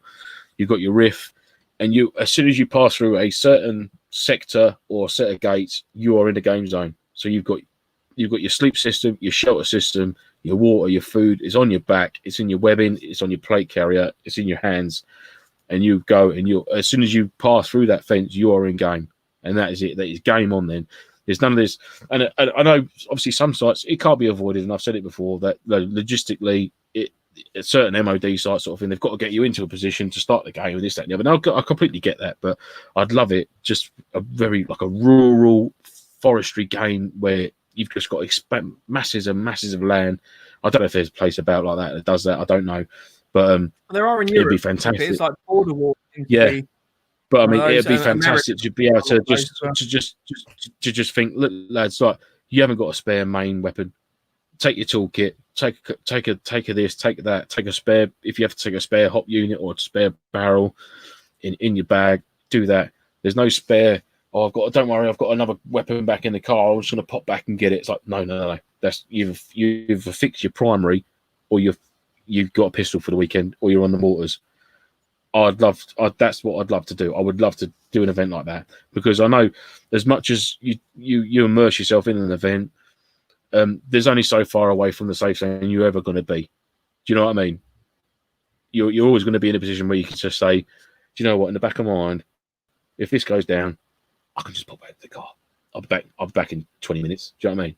But I'd like that one where you're even if you was dumped off in a truck and you was given a grid reference and you said, right, you've got to be here to meet up with the rest of your team at whatever time it was, and that's when your game's going to start. That would be cool. That would be really cool. Having that amount of land to drop off, sort of like if you were Blue 4 and you had sort of 5 or 6 8-man teams on Blue 4 who got dropped at different locations and said you all of you have got to RV here to create your harbour area, and the same with Op 4 or a Russian side or whatever the opposing team was same again. Here's that. There's no engagement to start with. This is just purely checking your guys' map and compass skills, your lie of the land, checking your grid references, stuff like that, making sure you can navigate to the location we want you to meet at. All you guys have got an RV there, create your harbour area, and from there, that game will then begin, and then the two factions would go out and do what they've got to do. That for me, that would be, I'd love to do that, just to get more of the fieldcraft side, in bringing more of that into the event, as opposed to just whistle's gone, bomb, let's go, let's have it. That team's going there, you got that mission there, you got that mission there. It's like, well, hang on a minute, how did we get to this point? Do you know what I mean? That's what I'd love to do, the initial getting to that point where we're going to advance now, and that's where the story's going to take us onto the next event and the next event, rather than just that was plot, like the game starts, bosh. It was like the Falklands event that we did at that APOC. We obviously started in the car park. I don't want to keep rehashing the same stories again and again. That we started in the car park with that one with our Bergens, and that was it. As soon as you entered the game, you were in the game. There wasn't really a safe zone. I'm not being funny. Until you secured it. You're absolutely right, Mike. And to be honest with you, I know it's not the biggest site in the world, but I'd never done that sort of type of gameplay anywhere else ever. Where you had what you had for the weekend was on your back or around your waist, and that was it. There was none of this. Oh, sorry, you got a safe zone there. You can stack your fucking 12 pelly cases up high there with all your bollocks that you want to bring for the weekend in there. It's like, no, you've got to really think about this one, boys.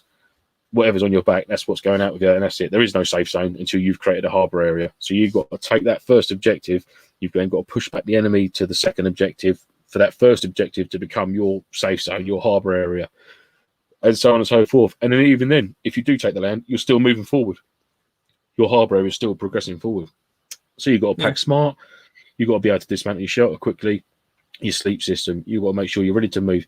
Because if we to push them back 20 minutes, they've got 1 hour and they can come back and attack you again. So within that hour of taking that position, we've got to move into it, potentially pushing forward again, or is that going to be our harbour area for the night? You know, you've got to think about the timings, what condition your guys are in. I mean, I'm not being funny, but the first event, I mean, it must have taken us, 2 hours to take that first objective? To actually get our feet head to ourselves to actually establish that first objective. It took us 2 hours to take the objective. It took us 30 seconds to work out we weren't attacking the place up the hill with the Bergens on. They were straight off. Bergens were dick, man. I mean, it was a gallant effort to start with, but I don't know. Oh, fucking Christ alive. I mean, the weight. I mean, you think we had our water, we had our food, we had our we had spare ammo, sleep system, wet kit, dry kit, everything. Them Bergens were bursting at the seams. I mean, I dread to think how much weight was in them bags, but we made it. We made it a good. I mean, over halfway up that hill with them on fighting. Yeah, not so much about the equipment and carrying that with me. For me, it's more. You go to a weekend event, you want to enjoy the event, and I to be honest, I do like the idea of having like a kit box in the car, purely for the fact that I don't want to be carrying like a huge toolkit around to fix the rifle if there's a problem with it. Because obviously you don't want your rifle to go in the first 20 minutes or something like that, and then you're like, oh. No. But then on the flip side of that, is there a way that you can sort of think smart and think, right, what do I need? If that rifle does go down, what do I need to be able to repair that rifle in the field? Because that's nothing, I haven't really considered that before, because not that you're looked after on a milsim or anything like that, but there are means at your disposal. Do you know what I mean? There are people you can go to. There is this you can use. You can go back to your vehicle and that. But I'm just thinking, if you were dumped out on the ground, and my rifle went down, I mean, thank God we got James in our team, because I'm not too au fait with rifles, etc. And that, there we go. That's the Portland's event. That was us waiting to start the game. And I ran up the hill with a flag. Good event. It was a bloody good event. It was brilliant. From the Argentinian side, guys who played the opposing team, and from my guys, it was absolutely, there was no issues whatsoever. That event there for me was flawlessly run. There was no issues. Yeah. Thank you to Mark Smith on from the Misfits and all these guys, Sean, all the Misfit boys. I can't. I never have a bad word to say against them, because they are fantastic, and there are sort of rivals, if you like, Punishers and Misfits and that. But you could not wish to play against a better bunch of guys than the Misfits. Honestly, it's fantastic. Yeah, they really are a cracking bunch of lads. Good point. We didn't have any SLRs. We tried to be relatively realistic with our kit, but yeah. We did try to get as close as possible. But, yeah. So Gaz has asked, obviously, task force or op force. So generally, we tend to go for task force for most of the events we run. Very MTP, sort of woodland DPM type. Yeah. Or you like the we desert do PMC DPM as well, though, don't we? We do the PMC stuff as well. To be fair, that was one of the first few times we've done it, though. I think it's quite rare, but we in Octo, the Octo games, we're sort of PMC side.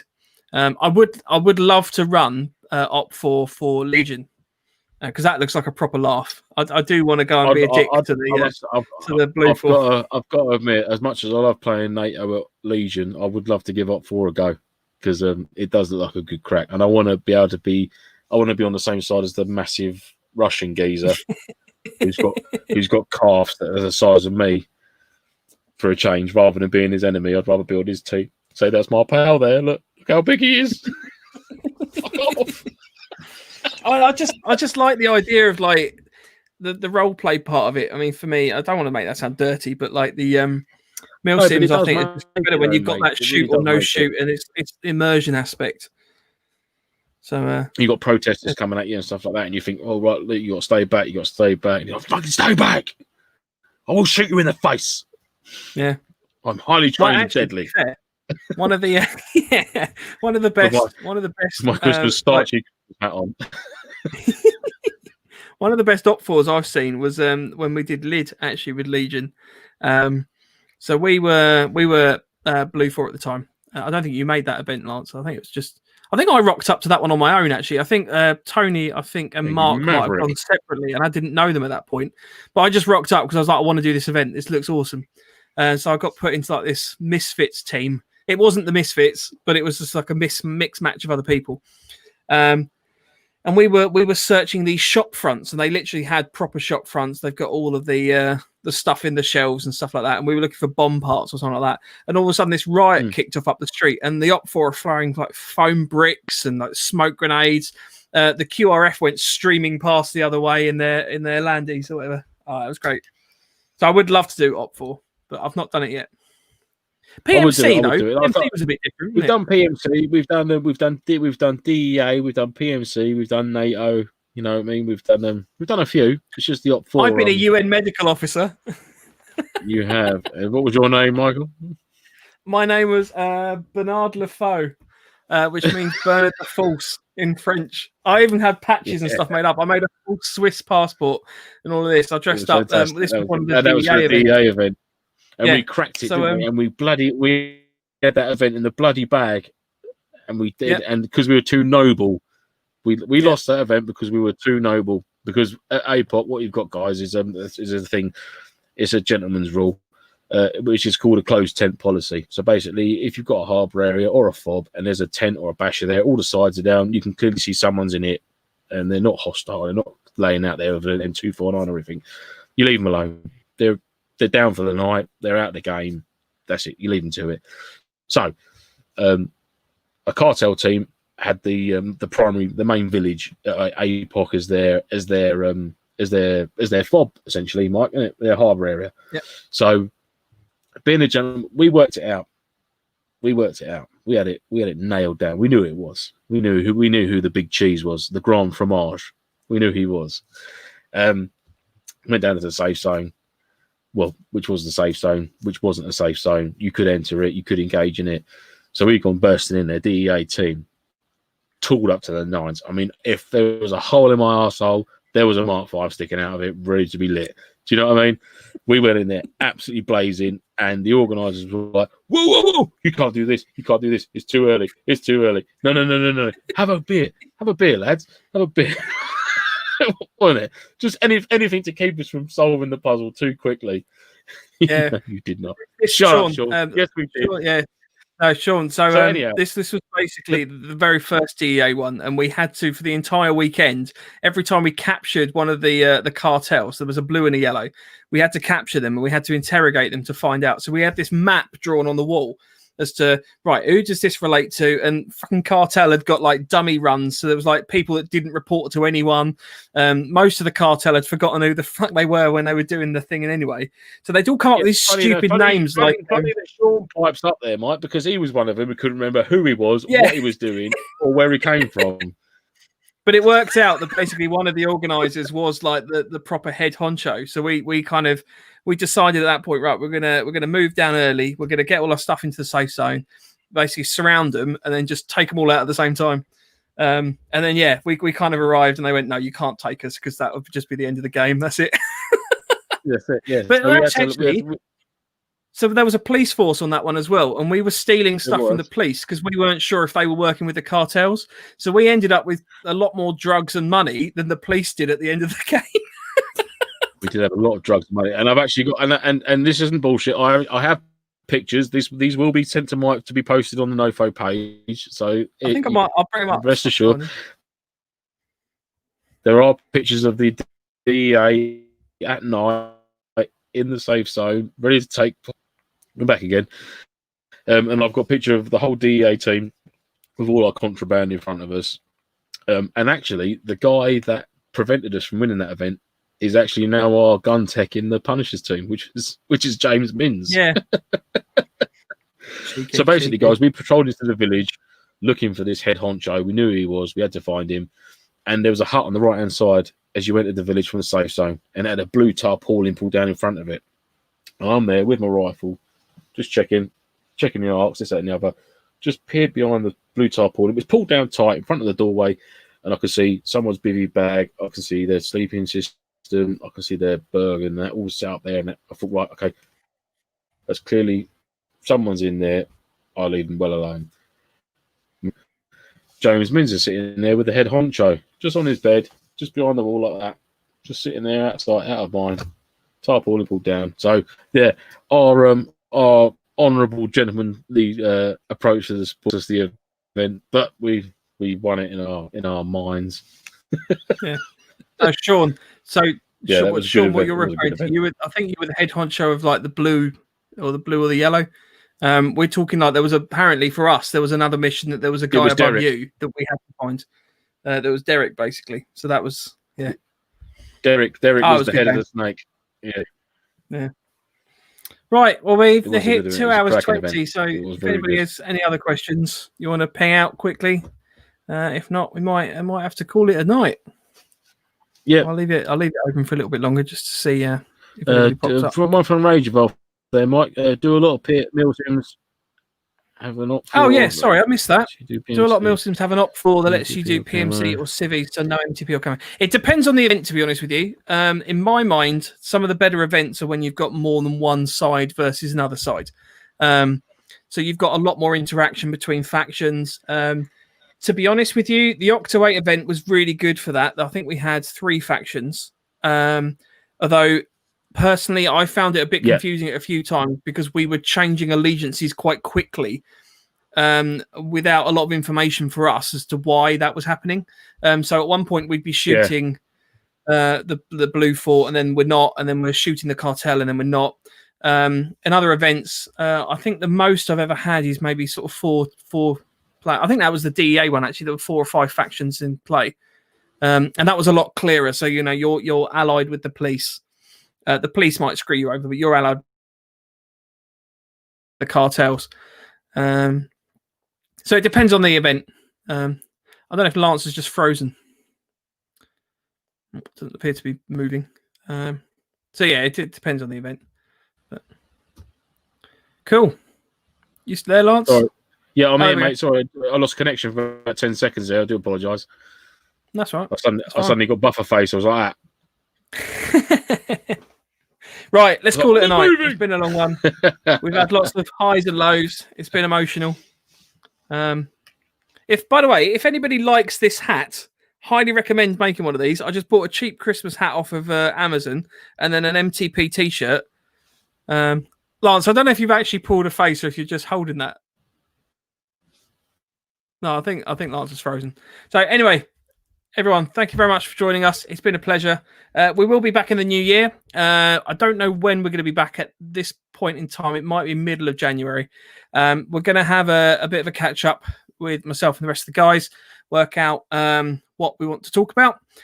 So if anybody's got any ideas of things that they want us to discuss or sort of content and bits and pieces like that, then please throw that at us. Sorry, I can't not laugh at Lance being frozen like that. He's gone completely now. So yeah, if anybody wants to get in touch, obviously nofochat@hotmail.com. Please, guys, for those that won, so that's Les Plain, Ragefile, Gaz, Marcus, James C, and Ben. If you could drop us an email at nofochat@hotmail.com, we'll make sure you get your stuff. Thank you very much for joining us this year. It's been good. We've done 12 episodes now. So yeah, hopefully we'll get another 12 under a belt, and that'll up to 24 almost. Yeah, feels like a proper thing now. Started a bit of a drunken idea, but nice one, Rach. Thanks for emailing. So cool. Right, Merry Christmas, and I shall see you all in the new year. Have a good one.